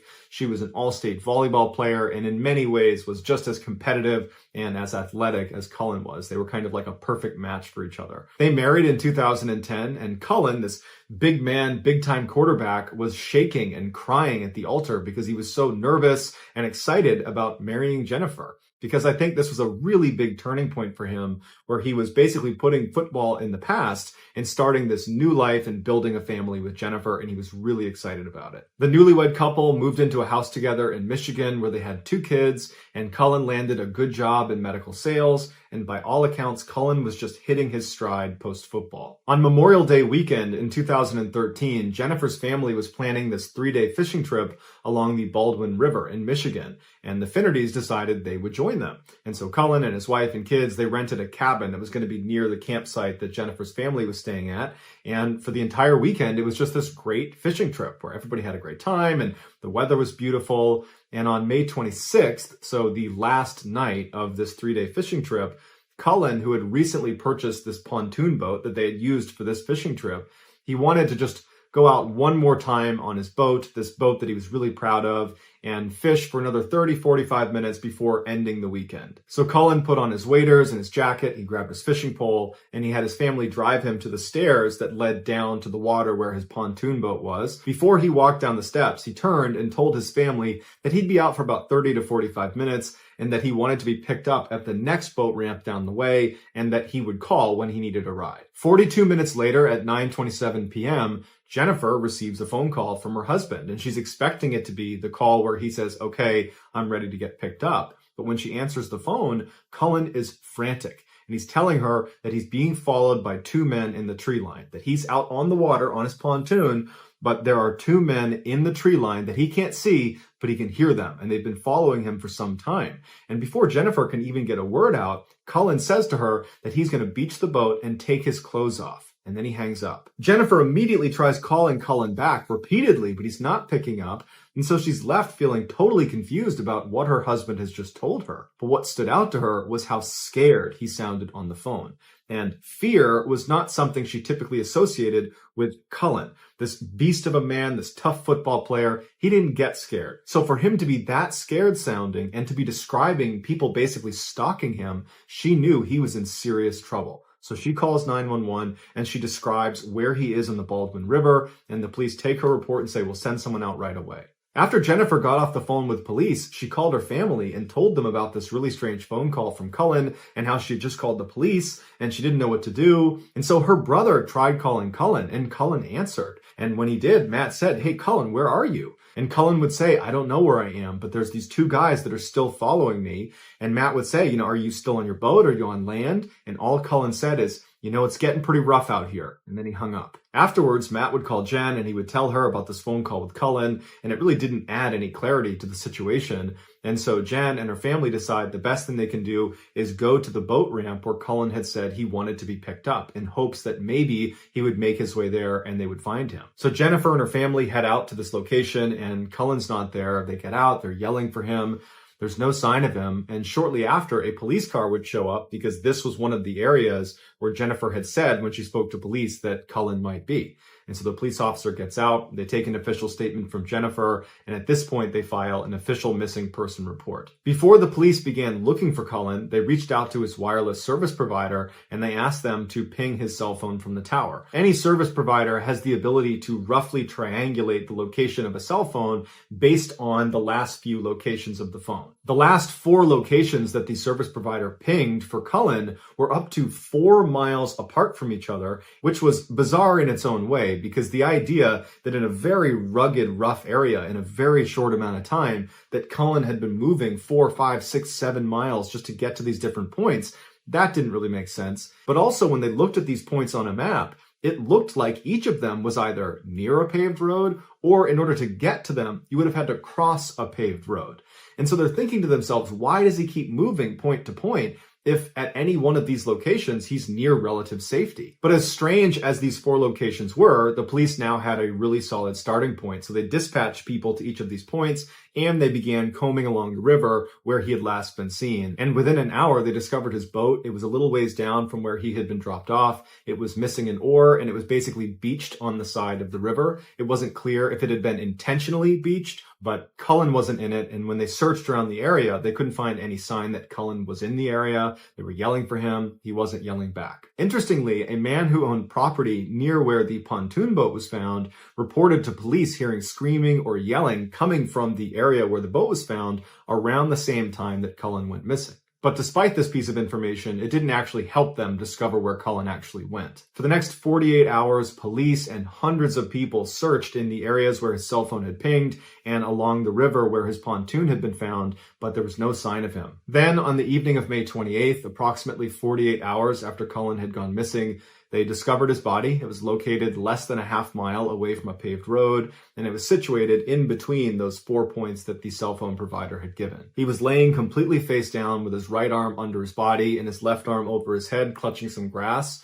When they rolled him over, he had some blood coming out of his nose, but besides that, there was no significant trauma anywhere on his body. Cullen appeared to be wearing all of his clothes. However, it was noted that the strap on his waders was really badly twisted. Now, if he had never taken his clothes off, that would have been something he would have fixed. It would have been very uncomfortable when he started this trip to go fishing. That would have been something he would have fixed. Now, he said to his wife on the phone that he was going to be taking his clothes off, which there was no explanation for that, but he clearly said that to his wife and she reported that to police. And so some have speculated that between that phone call and finding him with the twisted strap on his waders, that indicates that perhaps his clothes did come off at some point over the past couple of days and were put back on again, either by him or by someone else. His cell phone had also been found in his front pocket, indicating that those cell phone pings had been his actual location. Initially, Cullen's autopsy was completely inconclusive. There was no trauma to his body. There was no obvious thing that killed him. But later on, it was determined he died of pneumonia caused by inhaling his own vomit. So we don't know how you get to a place where you're inhaling your own vomit, but I would imagine you're in a pretty panicked state of mind if that could happen to you. Many people believe Cullen's death was the result of a traumatic brain injury caused by all the years of playing football and getting hit in the head. And so that can lead to paranoia. And so perhaps this was a fit of paranoia. He got turned around, he got scared, he thought somebody was chasing him. And then, he vomits and inhales his vomit, and that ultimately kills him. And in 2011, Cullen had briefly shown signs of being a little bit paranoid when one day he thought someone was following him, and he actually went to a family member's house and said, "I think someone's following me," but he could never identify where this person was or who they were. But even if this was a fit of paranoia and no one was following him in the woods, well, why didn't he stop on the paved road every time he crossed it? Because that would have represented safety. I mean, in 2011, when he supposedly had another fit of paranoia, his instincts were to go to a family member and to seek help. And so you would think his instincts in this situation would be similar. He would seek help. He would seek safety. But he continuously left safety. He left the road. He left his boat. His boat was safety. Why did he leave his boat? And even if we turn this around and we say, no, it was not a fit of paranoia, that he was in fact being followed by someone or something in the woods, well, then why would that prompt him to call his wife and say, I'm going to get out of the boat and take my clothes off, and then proceed to walk 4, 5, 6, 7 miles in a very short period of time, crossing over a paved road at least 1 or 2 times and not stopping, not signaling for help? That doesn't make sense either. And what was that screaming that resident heard coming from the area where the pontoon boat was found? Unfortunately, there are many questions in this case, and the vast majority of them will go unanswered. So that's going to do it, guys. If you found the secret in today's episode, let us know in the comments what it is and where you found it. So give us the timestamp, and the first one to do that will pin you at the top of the comments section. If you enjoyed today's video and you haven't done this already, please give the like button a gift card to their favorite restaurant, but don't put any money on it. Also, please subscribe to our channel and turn on all notifications so you don't miss any of our weekly 3, 4, even 5 video uploads. If you want to get in touch with me, you can direct message me on Instagram or on Twitter. My username for both platforms is the same. It's JohnBallen416. I also have a ton of content over on TikTok where my username is MrBallen. If you have a story suggestion, please submit it to our subreddit just called MrBallen. It's linked in the description below. So whether I see you on Twitter, Instagram, TikTok, Reddit, YouTube, or some combination, just know that I really appreciate your support. And until next time, that's going to do it. See ya. If you weren't already afraid of the woods, you will be by the end of this video. But before we get into today's stories, if you're a fan of the strange, dark, and mysterious delivered in story format, then you've come to the right channel, because that's all we do, and we upload 3, 4, even 5 times every week. So if that's of interest to you, please release a massive saltwater crocodile. So if that's of interest to you, please release a massive saltwater crocodile inside of the like button's house. Also, please subscribe to our channel and turn on all notifications so you don't miss any of our weekly uploads. All right, let's get into today's stories.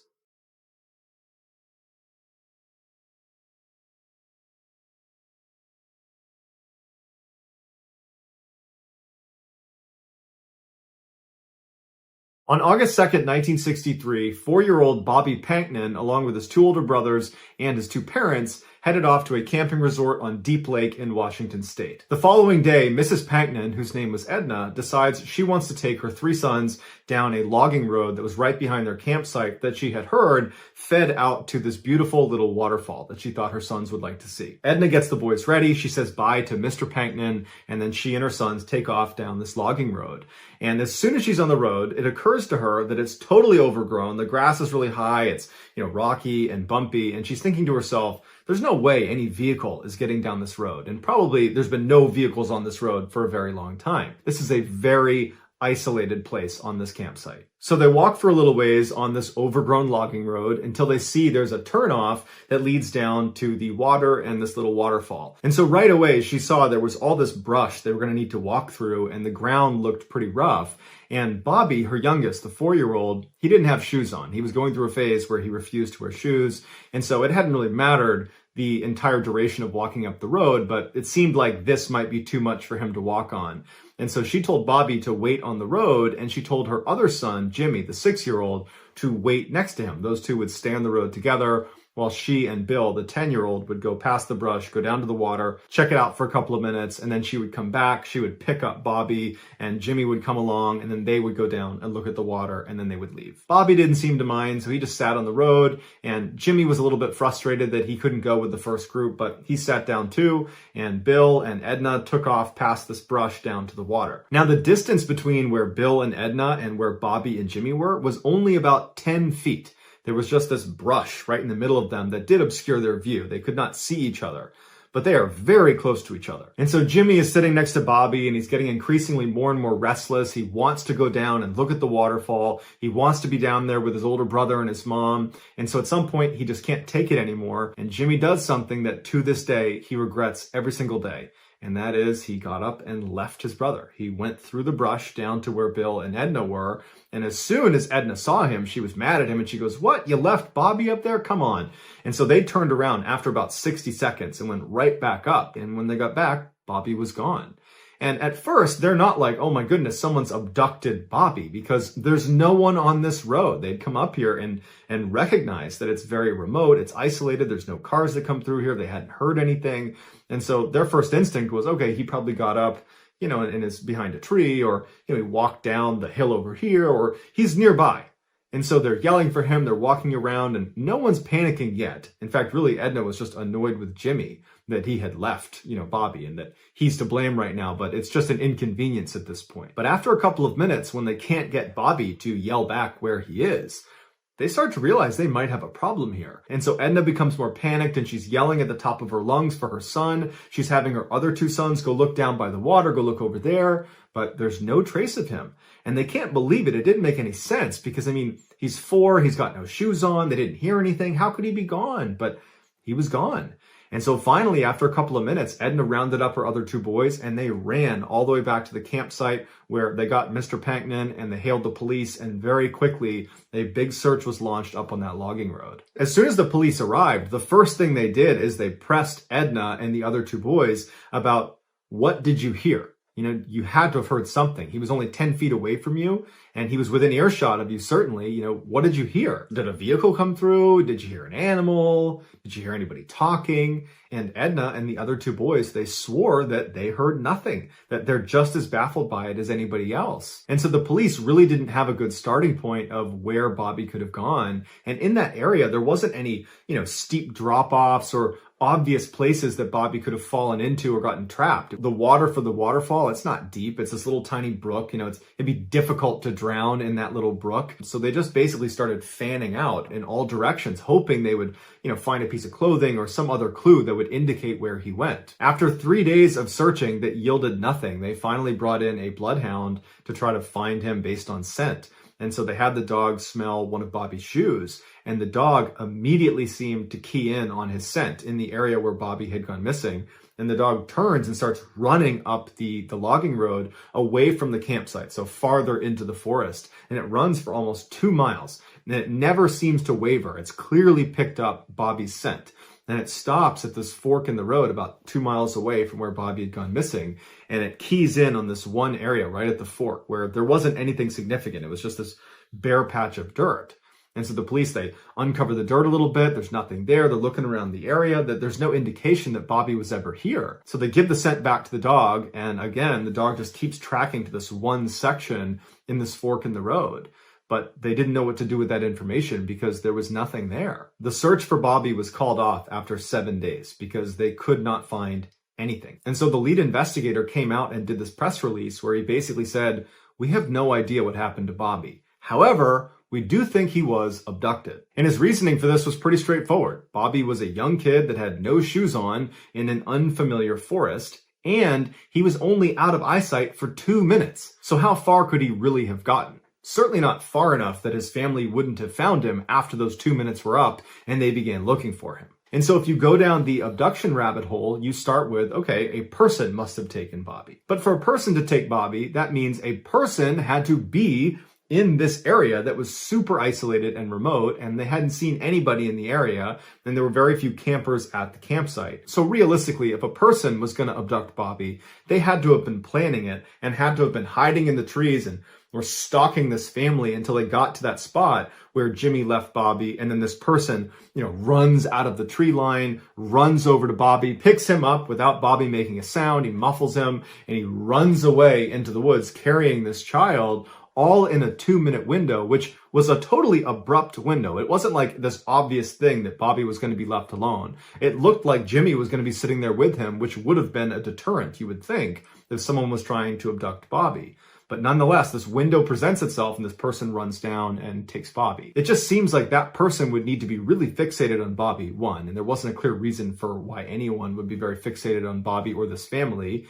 And two, they would need to be very strong and quick and agile, more than the average person. So we're talking like a professional athlete level of agility and physical fitness. And so while it's certainly possible that a professional athlete had been stalking this family and then ran down in this tiny little window of time and stole Bobby away without getting detected and then evaded the law for 7 days in the middle of the woods, while that's possible, it's pretty unlikely. And investigators reached this conclusion. They thought, it does seem pretty unlikely that a person did this. So they moved on to animals and they said, okay, maybe a bear took Bobby. And so they brought out bear sniffing dogs to search the area for signs that a bear had been there. And there hadn't been. And so they said, okay, maybe a cougar had been there. And so they brought out a cougar expert who looked around the area, and there was no signs of a cougar in the area. Plus, there was no blood anywhere around the area where Bobby had been taken. There was no drag marks where if a predator were to grab you, they would need to drag you away. There was no drag marks. So it seemed like, okay, the large predator theory also has problems with it. And so the next theory offered up was, well, maybe a giant eagle swooped down and picked Bobby up and flew him away, which would account for why maybe it was quiet and there was no drag marks, there was no blood, and why he's just gone. But that was when authorities said, okay, we clearly have no clue. And so that's why they gave the press release and basically said, we just don't know. And so while we probably will never know what happened to Bobby, it does seem likely that something took him. And whatever that something was, it was intelligent, it was fast, it was strong, it was agile, and it had been watching that family. Because as soon as that 2-minute window presented itself, where Jimmy was gone and Bobby was vulnerable, it swept in so fast that no one heard it, no one saw it, and it took Bobby somewhere and did something to him. And whatever it did, it probably wasn't good. In December of 1961, James McCormick Sr. was on vacation from his job as a fire inspector for the city of Portland, Oregon. And he was feeling bored, he was feeling kind of restless, and he decided he wanted to go do something fun with his 16-year-old son named James McCormick Jr. They settled on going hunting together as they were both avid outdoorsmen, and so they, along with their hunting dog, headed out to Larch Mountain on December 4th. Even though Larch Mountain was only 30 miles from the city, it was known as one of the most rugged and wild areas in the northwestern United States. And so the men arrive at Larch Mountain, they're excited, they hop out of the car, they put their gear on, and they begin hiking into the wilderness. Now, the weather forecasters had said it was probably going to be pretty cold. There might be some light snow in the area, but the weather should hold for their day trip out into the woods. And so they hadn't brought any equipment to stay out for multiple days. This was just going to be a full day event, but back at night. But after walking for several hours into the mountains, they started to notice the temperature was dropping rapidly. And then it started to rain, and then it started to snow, all in a very short period of time. And initially they decided they were going to gut it out and keep walking a little ways, but they decided, you know what, this is awful and our stuff's getting wet and it's going to get dark soon, so let's just turn around and go back. We can go hunting another day. But it had started snowing so quickly that when they turned around to start making their way back to their vehicle, the snow had covered over everything enough that it looked a little bit different. And they didn't have a GPS, they were using a map and compass, and they were not on a marked trail. They were just kind of walking around the mountains looking for a place to set up. And so they're walking back and they're making turns and they're starting to question where they are. And when they had walked for several hours in the direction they believed was back to the truck, well, they weren't anywhere near a road and they felt like they were in an area they didn't recognize, and they realized they were lost. At this point, it was snowing really hard and it was starting to get dark outside. And so the pair decided, you know what? We got to stay out for the night. We're not going to find our vehicle tonight. It's too dark. and we don't know where we are. So let's camp out for the night, and tomorrow we will find our vehicle. But remember, they didn't have any equipment to stay out for the night. All they had was their warm clothes, but they didn't have a structure to protect them from the elements. And so they decided their best bet was to climb up into a tree, because at least that way they're off the ground, they'd protect themselves from predators potentially, and the branches of the tree would kind of protect them a little bit from the snow and from the freezing rain. So that night, James Sr., James Jr., and their dog, they huddle in this tree. It's a totally sleepless, miserable night as they are just destroyed by snow and freezing rain and wind. And then finally the sun comes up the next morning and there's a glimmer of hope, although it's still absolutely dumping snow on them. But they're thinking to themselves, this is going to make a heck of a story when we get back. And so they climb out of the tree, they stretch, they kind of, readjust themselves, and then they begin walking in a direction that they think is the direction towards their vehicle. And for several hours, they're just kind of walking, hoping they're going to run into this road, and they don't. And at some point, they realize once again that they are in the same position they were in the day before. They don't know where they are. And now they've walked even farther, potentially in the wrong direction. And so they stop for a second, and James Sr. pulls out his map, and he's trying to make sense of where they might be. He's looking around. He's trying to terrain associate to see if he can figure out if there's a specific way he should be going. When his son, who was a really tough kid, didn't complain about anything, he said to his dad, I'm feeling delirious. I feel like I can't think straight. And it's hard for me to stand even. I'm going to sit down. And his dad's looking at him, not concerned about this, because it was a pretty miserable night the night before. And so it makes sense he might be tired. But I mean, they had slept a full night's sleep the days leading up to this trip. They've only been out in the elements for one day. They do have warm clothes on. They do have food. They do have water. And so he figures his son will just sit down for a minute and then he'll get back up and be rejuvenated and they'll keep moving out. And so James Sr. continues looking at his map. He's looking around, kind of waiting for his son to say, okay, I'm ready to start moving again. But his son just continues to deteriorate. He's speaking in nonsense and he can't stand up. And this was the first time that James Sr. really started to feel concerned for their actual safety. Because even the night before, when they were up in the tree, even then, it just felt like it was this crazy thing that was happening to them and that everything would be fine. And even that morning when they got up and it was still snowing and they're still lost, he had that optimism, and so did his son. But now thinking, okay, we are potentially staring down another night out here, and we're going to eventually run out of food and water. Our clothes are starting to get wet. The temperatures are dropping below freezing. We don't have a tent. We don't have a shelter. And now something's wrong with my son, which is concerning in and of itself. But if he can't move, then we can't make progress towards getting out of this situation. And so James Sr., who was this really fit fireman, he said, okay, I'm going to pick you up and I'm going to carry you. And he picked his son up, fireman's carry, put him over his shoulders. And for 3 hours, James Sr. just continues to march around looking for the way out. And after 3 hours, when they had not gotten anywhere closer to a road or any civilization, and now it was dark out again, he collapses with his son and he puts his son down by a tree and he sits down next to him and he's totally defeated. And he's like, we got to get ready for another night. We got to get back up in a tree and we got to do this again. And so as they're sitting there kind of talking about how they're going to get James Jr. up into a tree for the night because, he's too weak to climb up himself, they both notice these very bright lights about 100 feet in front of them that look like headlights. And James Sr. is like, oh my goodness, what luck. There is a road that we just didn't see and there's a car that's parked right there. I'm going to go up and communicate with them and tell them that we are stuck out here and see if they can give us a ride. Stay right here. I'll be right back. And so James Sr. gets up and starts running towards these lights because these lights are their lifeline. And he wants to get to them before they potentially pull away without realizing, there's some people that really could use some help here. And so as he's moving, 50, 60, 70 feet away from where his son and his hunting dog were, the lights just continue to go farther and farther away from him to the point where James Sr. stops. And he's looking at these lights thinking, are those headlights? Like, what are those lights? And at some point, the lights just kind of disappear into the forest and then they're gone. James Sr. looks around and he realizes there's no road over here. I'm in the middle of the woods. Like, what were those lights? And so he stands there for a minute thinking to himself, am I losing my grip on reality? Like, what's going on here? And he turns around and he starts running back to where his son and his dog were. And when he gets there, only his dog is there. His son is now gone.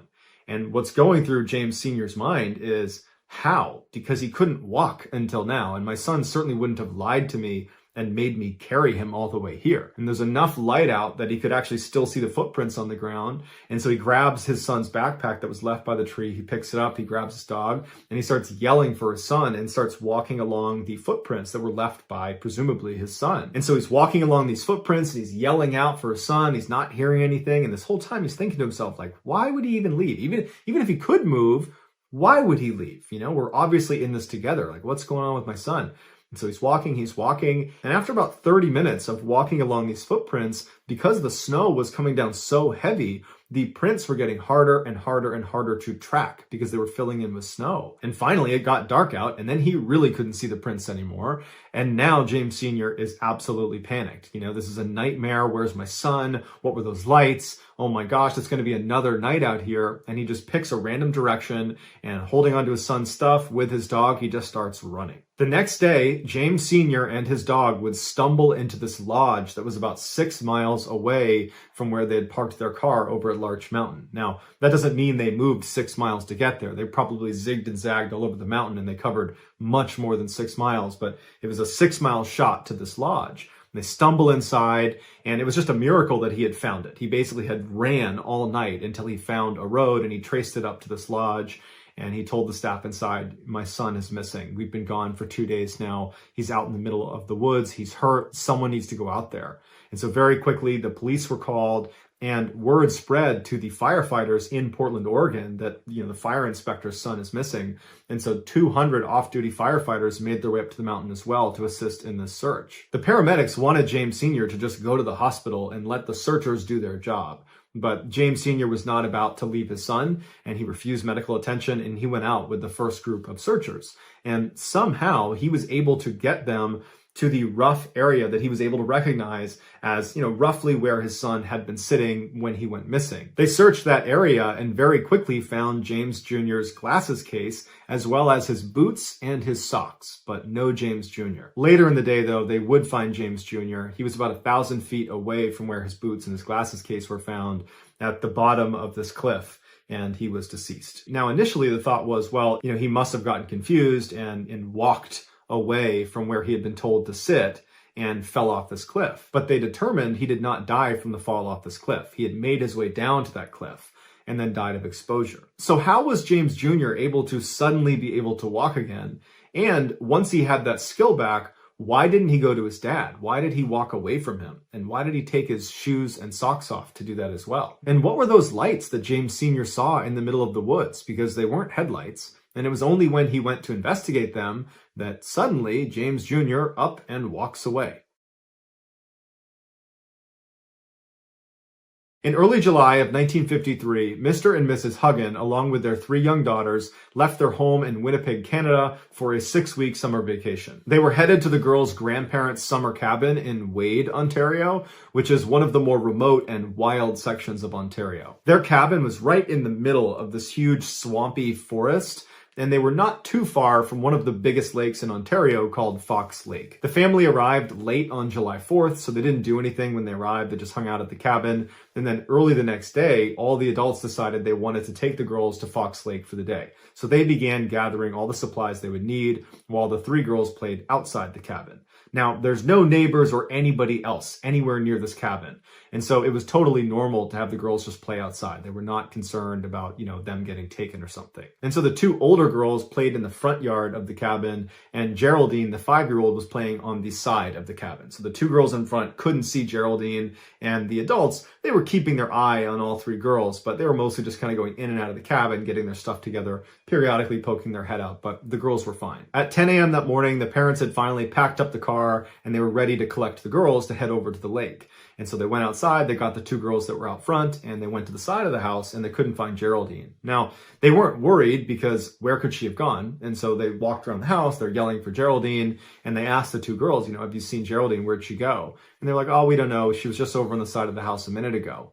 And so they can't find her outside. And so they go in the cabin thinking she must have gone in there because that's the only place she could be. But after thoroughly looking through the cabin and not finding her, they started to get a little bit more worried. At this point, the adults start talking to each other and they're saying, did anybody see Geraldine in the past couple of minutes? Has anybody seen her? And they all said, yeah, I poked my head out the window and I saw her within the past 10 minutes right on the side of the cabin. And so they all agreed within the past 10 minutes, they had seen her right outside the cabin. So they're alarmed they can't find her, but they're thinking, we're gonna find her. So they go back outside and they're looking around and they're yelling for her. Now, this is such a remote section of Ontario that there's really no noise pollution and sound travels really, really well.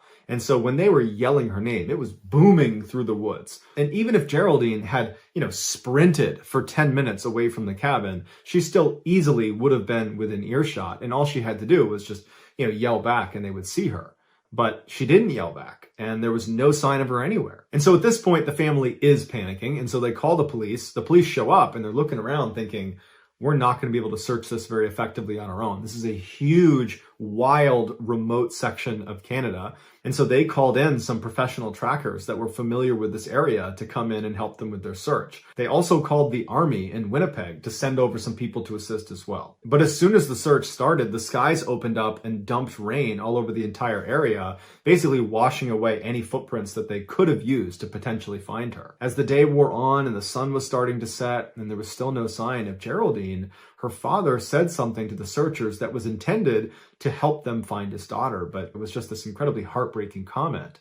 And what he told them was his daughter was afraid of the dark, and that once it got dark out in the woods here, she's just going to sit down and cry. And so that will stop her from moving farther away from us, hopefully, and we should be able to find her. But they didn't. And for 3 days, they looked everywhere for her, and there was no trace of her. And to make matters even worse is the weather had been really rainy and cold, not below freezing temperatures, but close, like in the 40-degree Fahrenheit range. And she just had a light shirt and shorts on. She was not prepared for the weather. On the evening of the third day, they found footprints that they believed to be Geraldine's high up on this ledge in some moss overlooking Fox Lake. And the footprints indicated that this child, which was probably Geraldine, was looking out over the lake and then turned around and walked away from the ledge down into the swamp where her footprints dissipate. And so the search effort was pushed to this swamp, and they have thousands of people that are combing through this mosquito-infested bush to look for this girl, and once again, there's nothing.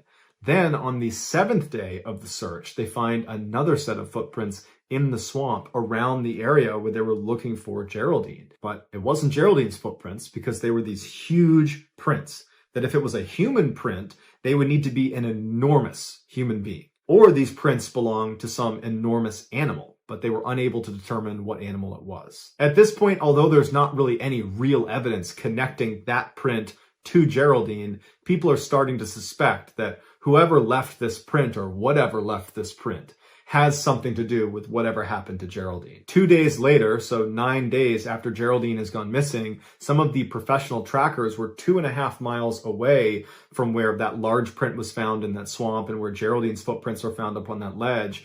They found a piece of her plaid shirt 2.5 miles away on the eastern shore of another lake called Long Lake. And so they pushed the search effort over to that section of Long Lake, and within 24 hours, they would find Geraldine's remains. The scene where Geraldine was found was bizarre. There was very little left of Geraldine, and from what was left, it was clear there had been significant animal predation. And so initial thoughts were, she must have been attacked by wolves.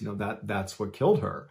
But upon closer inspection, they saw that her clothing had not been torn and there was no blood on her clothes. So the animal predation had most likely occurred after she was deceased because they would have been able to pick around the clothing. Whereas if it had been a wolf attack, they would have cut right through the clothes and there would be marks that obviously, she was attacked by animals. But Geraldine's remains appeared to have been dragged out of a nearby meadow to where she was ultimately located.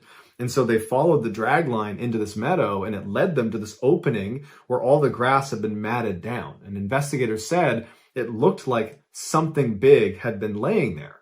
And they speculated that that might have been the area where Geraldine had been killed, and then afterwards animals had dragged her over to where she was found. And so investigators are like, well, we found that large footprint in the swamp on the 7th day in the same area where we had found Geraldine's footprints, and we thought they might be connected. And now we're finding a large, what appears to be body print in this meadow that's right near where Geraldine's remains have been found. And so probably whoever or whatever left that print in the swamp is the same one that left this print here in the meadow, and therefore is probably Geraldine's killer. But this left investigators with two theories that didn't really make any sense. The first one was, okay, these prints, the swamp print and this body print, belong to an enormous person, like a giant. who ran up to the cabin and abducted Geraldine and ran off, and no one saw them or heard them. And for weeks, they've managed to totally evade capture despite being, again, an enormous person lumbering through the forest. So that seemed really unlikely. One, that this giant person even existed, and two, that if this giant person existed, how could they not get caught? They're so big running through the forest, they would be easy to spot. But if you rule out the enormous person theory, you're left with the enormous predator theory, which does make more sense on the surface because there are enormous predators that have attacked humans, so that does happen. But when they looked at her remains, they ruled out a wolf attack, and really, they ruled out animal attacks. But if this is an enormous predator, how did it kill Geraldine? The family was told that unfortunately, because there wasn't enough left of her, they weren't able to determine a cause of death. And so their best guess is she was probably mauled by wild animals, but they would even level with the family and say, honestly, we don't know what did this. So that's going to do it, guys. If you found the secret in today's video, let us know in the comments what it is and where you found it. So give us the timestamp. And if you're the first to do that, we will pin you at the top of the comments section. If you enjoyed today's video and you haven't done this already, please release a massive saltwater crocodile inside the like button's house. Also, please subscribe to this channel and turn on all notifications so you don't miss any of our 3, 4, even 5 weekly uploads. If you want to get in touch with me, you can direct message me on Instagram or on Twitter. My username for both platforms is the same. It's JohnBallen416. I also have a ton of content over on TikTok where my username is MrBallen. If you have a story suggestion, please submit it to our subreddit just called MrBallen. It's linked in the description below. So whether I see you on Instagram, Twitter, TikTok, Reddit, YouTube, or some combination, just know that I really appreciate your support. And until next time, that's going to do it. See ya.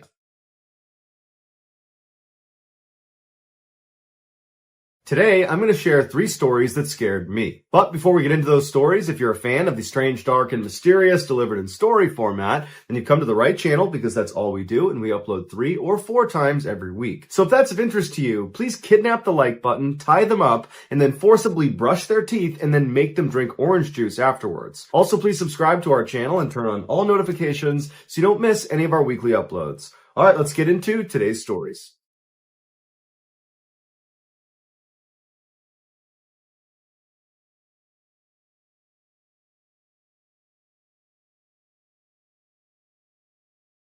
In 2010, Kayla was a senior at the University of California, Santa Barbara, a big party school. And one Friday evening, Kayla and her friends were at a big party, and Kayla was having a great time, but she was starting to feel really tired. And so she asked her friends if maybe they wanted to leave early, but none of them did. And so Kayla left on her own. Luckily, her house was just down the road, and so she was at her front door in a matter of minutes. That night, her 2 roommates, who were also college seniors, had decided to stay in and just have a nice night with a couple of friends having some wine. And so when Kayla walked inside, she happened to turn to the right and she looked on the closest wall where there was a sofa, and she saw there was a guy laying there with a blanket up to his chin and his eyes were wide open. She didn't recognize him, but he was staring at her, and she figured, oh, he must be a friend of her roommates. But as she walked across the room, she kind of glanced back at him, and he had pulled the covers down slightly and he had lifted his head up, and he was staring at her kind of menacingly. And so Kayla got a really bad vibe from this guy and just kind of hustled into her room, shut the door behind her, and locked it, something she never did. And a few minutes later, she was in her bed and she was passed out. A couple of hours later, she woke up to what sounded like tapping on wood. And so she sat up in her bed and she's kind of looking around. She had a couple drinks the night before and she's half asleep, so she's a bit disoriented. But finally, when she gets her bearings, she realizes this tapping sound is the sound of someone drumming their fingers on the outside of her door. And so she's looking at her door, wondering who would be doing that. And then all of a sudden, the drumming stops and it's replaced by the sound of this person scratching on the outside of the door. And so now Kayla's thinking, okay, is this guy who was out on that couch, is he playing a joke on me? And so she's sitting there wondering if she should just go over there and open the door and tell him to stop. But before she gets out of her bed, the scratching gets louder and louder and louder until it's so loud that it's kind of menacing. And so Kayla decides she's not going to go out there. And so instead, she pulls out her phone and she texts her roommate and says, hey, can you please come out in the living room and take care of your friend who's harassing me? But she doesn't get a response from that roommate, and the scratching is just still loud as ever. And so she texts her other roommate the same message, come out and take care of your buddy here. But again, she doesn't get a response. And now the scratching on the door has stopped, and it's been replaced by jiggling of her doorknob. And so now Kayla is just mad because this is obviously a prank and it's a dumb prank. And so she yells out, "Hey, stop!" But it doesn't do anything. And so now Kayla's like, okay, I gotta call my roommates, wake them up, they'll come out and they'll handle it. And so she calls one of her roommates, and they do pick up this time. And Kayla angrily tells them, "Hey, come out into the living room and tell your friend to knock it off. He's totally harassing me." And her roommate was confused. She's trying to make sense of what Kayla's saying. And she says, "Kayla, what are you talking about? What friend are you talking about?" And Kayla says, "The guy sleeping on the couch, the guy in our living room sleeping on the couch."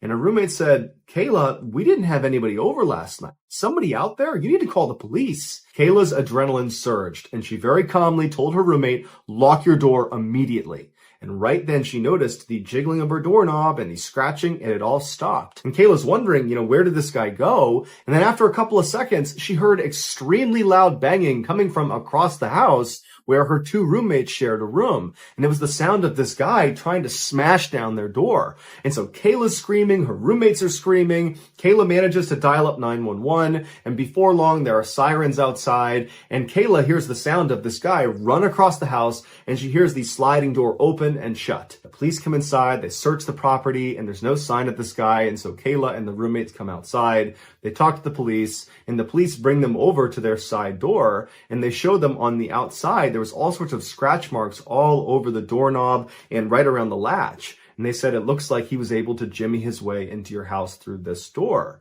And so then they asked the girls to give their statement about what happened, and they started with Kayla. They went over to her bedroom door so she could demonstrate what happened, and that's when they noticed there were all these scratch marks and gouge marks all over the outside of her bedroom door, and all over the doorknob, and all over the latch. And on the ground was a pair of scissors and a knife. And the police told Kayla that it looks like he used those scissors and that knife to open up the side door, and he was trying to use those tools again to open up her door, but for whatever reason, he just couldn't do it. They told Kayla that most likely when she went in the front door, she caught this guy off guard. Maybe he was trying to rob the place, maybe he had just broken in, but either way, Kayla got in and ruined his plans. And so he leapt onto that sofa, the one against that inner wall, to kind of tuck himself away in hopes that maybe Kayla wouldn't look over and see him. And they told her that most likely when she made eye contact with him, she became a witness and therefore a target of opportunity.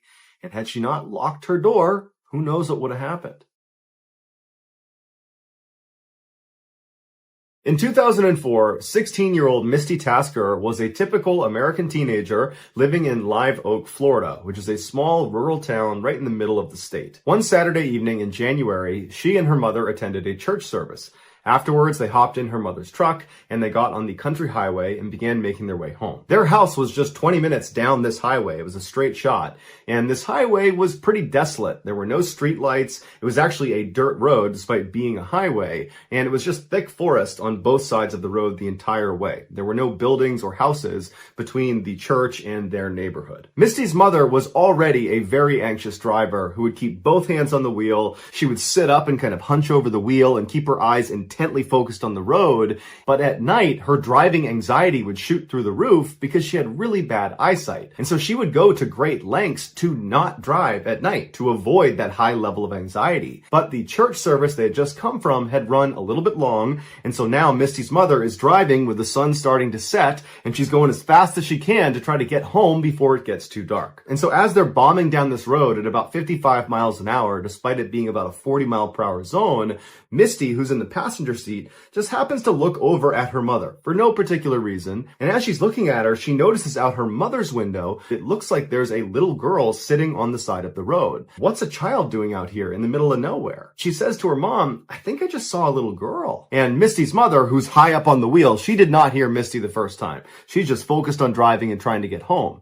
And so Misty says again, "I think I just saw a little girl. We need to go back. I don't know what she's doing, but I feel like we need to go back and make sure she's okay." And so Misty's mom looks over at her and she's not prepared to turn the car around. That means staying out later, and it means she's going to be driving in even darker conditions. And so she's like, "Did you really see someone? Because we got to get home." And Misty's like, "Mom, I'm pretty sure I saw a little girl. We have to go back."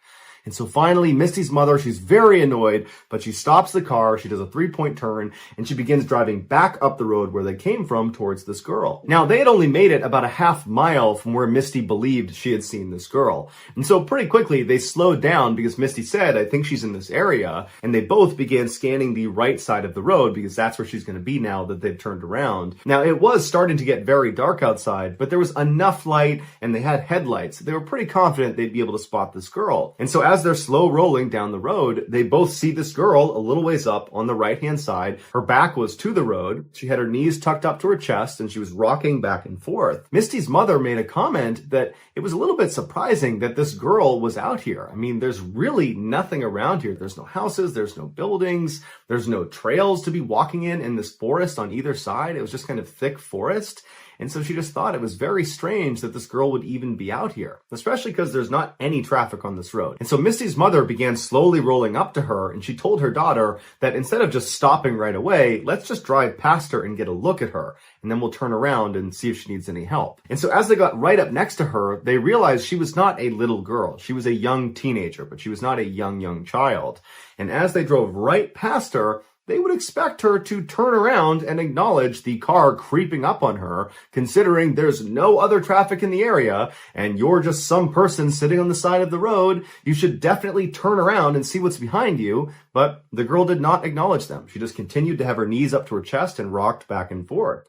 And so Misty and her mother are a little bit freaked out by this, but they drive past her about 50 meters. Misty's mother does a 3-point turn, and when they're looking back down the road where the girl should now be on their left-hand side, they're oriented back towards their house now, she wasn't there anymore. But there were no streetlights. It was now almost completely pitch dark outside, and so all they had was the headlights. And so Misty told her mom, drive up a little ways. Maybe the girl stood up and moved and we just can't see her because she's not in the headlights.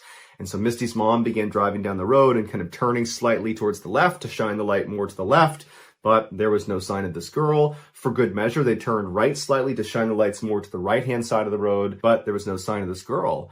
And so Misty and her mother just slow rolled back down the road, kind of keeping their eye out on both sides. But after traveling for several minutes, going about 5-10 miles an hour and seeing no sign of this girl, they decided that, well, she must have just gone back into the woods and gone back to wherever it was she came from. And so Misty's mom began picking up speed, and before long they had gone maybe 2 or 3 miles away from where they'd seen this girl, and they were coming up to this 4-way intersection with stop signs all around. And as they were getting close, Misty's mother gasped because on the other side of the intersection, on the right-hand side, was this girl sitting on the side of the road. She's got her back to the road, her knees are up, and she's rocking back and forth. And so Misty's mother pulls up the stop sign and then just sits there. And both women are just stunned at what they're looking at. They had just seen her 2-3 miles back down the road. It wasn't possible for her to get all the way up here. And so Misty's mother looks at her daughter and says, do you think it's a different girl? And Misty's like, no, that's the same girl. And so they just sat there for a minute until Misty started to panic.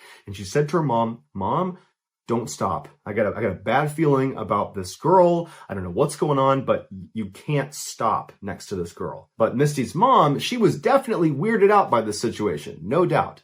But she didn't feel good about abandoning this girl in the middle of the night on the side of the highway. And so even though she felt a little bit hesitant herself, she told Misty, we have to at least drive past her and ask if she's okay. That's the least we can do. And Misty was not having it. She said, Mom, do not stop. I got a bad feeling about this. Don't stop near this girl. But Misty's mom let up off the brake and began slow rolling past this intersection. And now at this point, Misty is just absolutely terrified. And so she takes her seatbelt off and she goes down into the footwell right in front of her seat. And she closes her eyes and covers her ears, and she just continues to beg her mother to just please keep going. Don't stop. But her mother just continues on until she stops right next to this girl who's still just sitting on the side of the road with her back to the road. She's got her knees up. She's rocking back and forth. She's not acknowledging Misty or her mother. And so Misty's mother turns to her daughter and says, please roll down your window. And Misty refuses. She's still down in the footwell, still in the fetal position. She's crying and she's still begging her mother to please just go home. And so Misty's mother, frustrated, reaches across the passenger seat and grabs the knob to roll down the window manually. So she rolls the window down,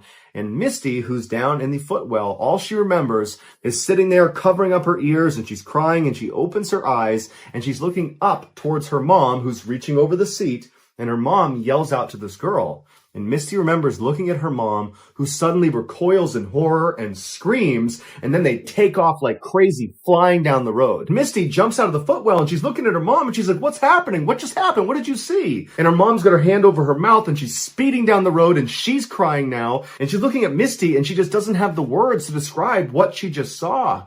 And so Misty's asking her mom, what did you see? What happened?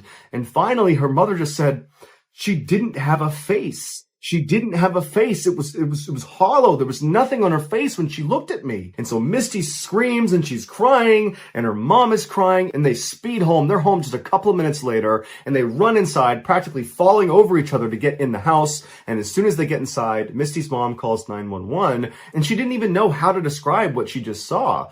But she knew it was too embarrassing to try to describe it as some girl without a face sitting by the highway. And so she just told the police that they had seen a girl they think needs help. And so the police, they went out and they searched that entire stretch of highway. They looked for any sign of anybody out there, but there wasn't. There was never any trace of that girl.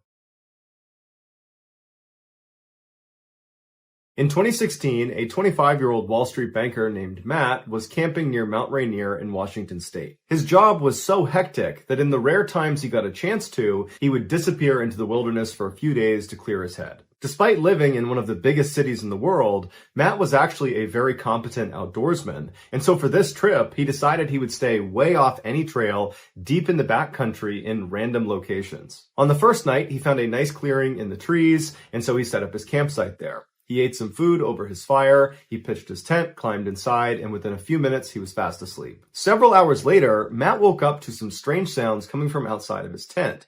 It sounded like a couple of animals or maybe one animal moving around right outside. And so after a while of just hearing this constant sound, he rolled over and he barely unzipped his tent flap just to look out and see if he could see whatever animal it was. And what he saw shocked him. There was a man sitting in front of his fire pit. There was no fire in his fire pit. And the guy was just sitting there with his hands on his knees, looking straight down. And periodically, he would just kick his feet in the ashes of the fire pit. And Matt didn't even know what to do. So he's just looking at him through this little tiny gap in his tent. And this man all of a sudden looks up directly at Matt and makes eye contact with him. And the guy's eyes go wide and he stands up, turns around and runs away from Matt's campsite. Matt has no idea how to react to this. And so he just quickly unzips his tent, jumps outside and shines his light into the forest looking for this guy. He's thinking to himself, who is this guy? I am in the middle of nowhere in the backcountry of Washington state. How long was he sitting outside there for? What does he want? And so as Matt is trying to make sense of this totally weird thing, he's thinking, okay, I'm going to look out and I'm going to see his flashlight somewhere, or I'm going to see his campsite. You know, maybe he's set up nearby and he's looking around into the total darkness. He's looking through all the trees, any light source anywhere out there he would see. And there's not one. There's no fire. There's no flashlight. There is nothing. And so eventually Matt goes back inside of his tent, he zips it up, and he's just left kind of dumbfounded. He can't understand how some person was just sitting outside of his tent for no apparent reason and then vanished into the forest without even turning on a flashlight. And so after a very restless night, finally the sun came up again and Matt was very relieved. He stepped outside. And after a little bit of time now from this strange incident, Matt started to tell himself that all that was is some guy happened to set up his campsite nearby. It is possible, albeit rare, because we're in the backcountry. And maybe he was just intoxicated and he wandered over here and, you know, stranger things have happened. So that's probably all it was. And so Matt felt like there was nothing to worry about. He packed up his campsite and he began hiking into the forest. Matt didn't have a planned route. Instead, he had a map and a compass, and he began just kind of wandering in the forest, kind of exploring wherever he wanted to go. And over the next 2 days, he covered at least 10, maybe 15 miles in kind of random zigzag directions. He found a nice clearing and he set up another campsite. That night, he set up a fire and he was eating some food near his fire. And then as he's sitting there, he hears rustling coming from behind him. And he's pretty sure it's an animal. So he turns around and he doesn't see anything. And he goes back to eating his food. And then a little while later, he hears some more rustling behind him. And this time he can't really just write it off. Clearly, there is something behind him that's moving around. And so he stood up, turned around, and remained motionless and just listened, expecting to see maybe a deer come out of the woods. But instead, he hears a man's voice come out of the darkness that says, "Do you know how to get to Bell's Canyon?" And Matt's heart starts racing. He knows that even though he can't see him, it has to be the same guy he saw 2 days ago. Because they are in the middle of nowhere. He hasn't seen any other hikers or campers or anyone, and clearly this guy has the ability to sneak up on him. And so he's thinking, what does this guy want? I just spent the past 2 days hiking in random directions for 15 miles, and he must have followed me. And so Matt, not knowing what else to do, just says, I don't know where Bell's Canyon is. And then there's silence.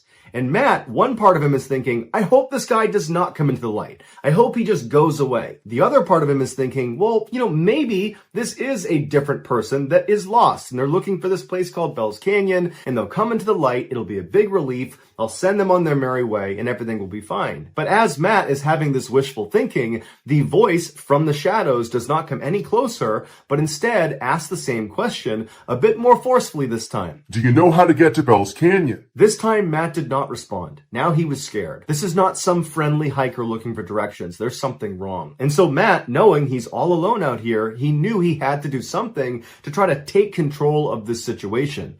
And so he took a deep breath, he reached down and grabbed his flashlight, and in one swift motion, he lifted his light up and shined it in the direction of this guy's voice. And what he saw was this guy from 2 days ago looking out from behind a tree right in Matt's direction. He was hiding from him. And when the light hit him, the man barked at Matt to aim it away. And Matt kind of instinctively lowered his light, but now he was too scared to raise it again, and now he knows it's the same guy. This guy has been following me for 2 days. And so for several minutes, Matt just stood there absolutely terrified, and this guy, he just stayed out there. Matt didn't hear him move. It was just a complete standstill. And then the silence was broken yet again by this voice, except somehow he had moved even closer to Matt. And when he came through asking the same question, do you know how to get to Bell's Canyon? His voice was so close to Matt that Matt got scared and raised his light up, and the man was standing just a few feet away from him. And this time, the man's eyes got wide like they did the first time they saw Matt, and he turned around and he ran into the forest again. Matt, not knowing any better, just began running after him, but he only ran for about 30 seconds before he realized the terrain out here is so rough. He's going to fall, get hurt, he's going to get lost, and this guy's already long gone. He somehow managed to run immediately so far away, and so Matt just goes back to his campsite, and he's thinking to himself, what do I do? I have no cell phone service. I'm at least 3 days away from my car, and I'm in the middle of nowhere. No one even knows where I am because I didn't chart a course. I didn't tell anyone where I was going to be. And so Matt just grabbed his knife and stood in the middle of the campsite, and for hours and hours, he just kept looking around, expecting this guy to just show up again or start speaking to him from somewhere out in the darkness. It was absolutely horrifying. Finally, by about 3 a.m, Matt was so tired that he had to go to sleep. He hadn't heard this guy again. He didn't see him again. And he figured, I need a little bit of sleep because tomorrow he's going to pack up his campsite and begin this epic journey back to his car. And so he climbed in his tent and he had a very restless next couple of hours. And then the sun came up. Matt jumped out of his tent, packed up his stuff, and began practically running in the direction of his car. All day as he was hiking, Matt kept looking over his shoulder, expecting to see this guy, because clearly he had followed him for multiple days over 15 miles, and so the likelihood that he's still following him was really high. And so all day, Matt just felt like he was being watched, he was totally terrified, and then the sun started to go down, and Matt knew he would have to camp out again. And so he found a clearing in the trees, he set up his campsite, and he was so tired from running basically all day and being so mentally exhausted from this experience that he just got in his tent and fell asleep very quickly. But several hours later, he woke up to the sound of somebody walking around his tent, and he knew it had to be this guy. He's still in the middle of nowhere. He's not even close to the parking lot yet. And so this guy is still following him. And so Matt sat up in his tent, he clutched his knife, and for hours and hours and hours, all night, this guy just walked around his campsite. And then around 4 or 5 in the morning, he scampered off. When the sun finally came up, Matt leapt out of his tent, packed up his stuff, and literally just began running in the direction of his car, hoping that maybe he could get there before needing to camp out one more night. And so all day as he moved, he's looking over his shoulder, knowing this guy is following him. At this point, it's not even a question. He's somewhere in the forest, but he could never see him. And unfortunately, as the sun was setting, he knew he was not going to be able to make it to his car. He was just too far away. And so at some point when it got too dark to keep moving, he had to find a clearing and set up his tent again. And so once his tent was set up, he just climbed inside, grabbed his knife, and sat there, knowing this guy was somewhere out there. And so Matt climbed inside of his tent, he zipped it up behind him, he grabbed his knife, and he sat there expecting to hear this guy come walking around. But after several hours, he didn't hear him. And Matt started to wonder, maybe this guy has left me alone, finally. Maybe he's not following me anymore. And so Matt, who was totally exhausted, laid down to go to sleep. And then as he's laying there from somewhere out in the woods, Do you know how to get to Bell's Canyon? Matt immediately sat up. His heart began racing so fast that he actually was concerned he might have a heart attack. And he didn't know what to do. He didn't know what to say, so he just sat there holding his knife. And then this guy began running past his campsite, making animal sounds. And he would stop periodically and moan and grunt, and he'd kick up leaves, and then he'd run past his campsite again, over and over and over again, until the sun finally came up and this guy scampered off back into the woods. Matt didn't waste any time. He leapt out of his tent, packed his stuff up, and ran all the way back to his car. When he finally got inside of his car, shut the door, and locked it, he cried tears of joy. He was so unbelievably relieved. And he peeled out of the parking lot. He got to a nearby hotel. He finally got cell phone reception, and he considered calling the police about this guy, but he thought, what am I going to tell them? He didn't commit a crime. He was just terrifying. And so he decided not to call the police. He finally flew back to New York, and he just had to accept that there was some strange guy out in the wilderness of Washington state who was able to hunt him over 3 days and 30 miles in rugged terrain without the use of a flashlight, without any gear. And all he ever said to Matt was, Do you know how to get to Bell's Canyon? So that's going to do it, guys. If you found the secret in today's episode, let us know in the comments what it is and where you found it. So give us the timestamp. And if you're the first to do that, we will pin you at the top of the comments section. If you enjoyed today's video and you haven't done this already, please kidnap the like button, tie them up, and then forcibly brush their teeth, and then make them drink orange juice. Also, please subscribe to our channel and turn on all notifications so you don't miss any of our weekly 3 or 4 video uploads. If you want to get in touch with me, you can direct message me on Instagram or on Twitter. My username is the same. It's JohnBallen416. I also have a ton of content over on TikTok where my username is MrBallen. I also have a second YouTube channel called MrBallen Shorts where I post random short videos and lost episodes. If you have a story suggestion, please submit it to our subreddit just called MrBallen. It's linked in the description below. So whether I see you on Twitter, Instagram, TikTok, Reddit, YouTube, or some combination, just know that I really appreciate your support. And until next time, that's going to do it. See ya.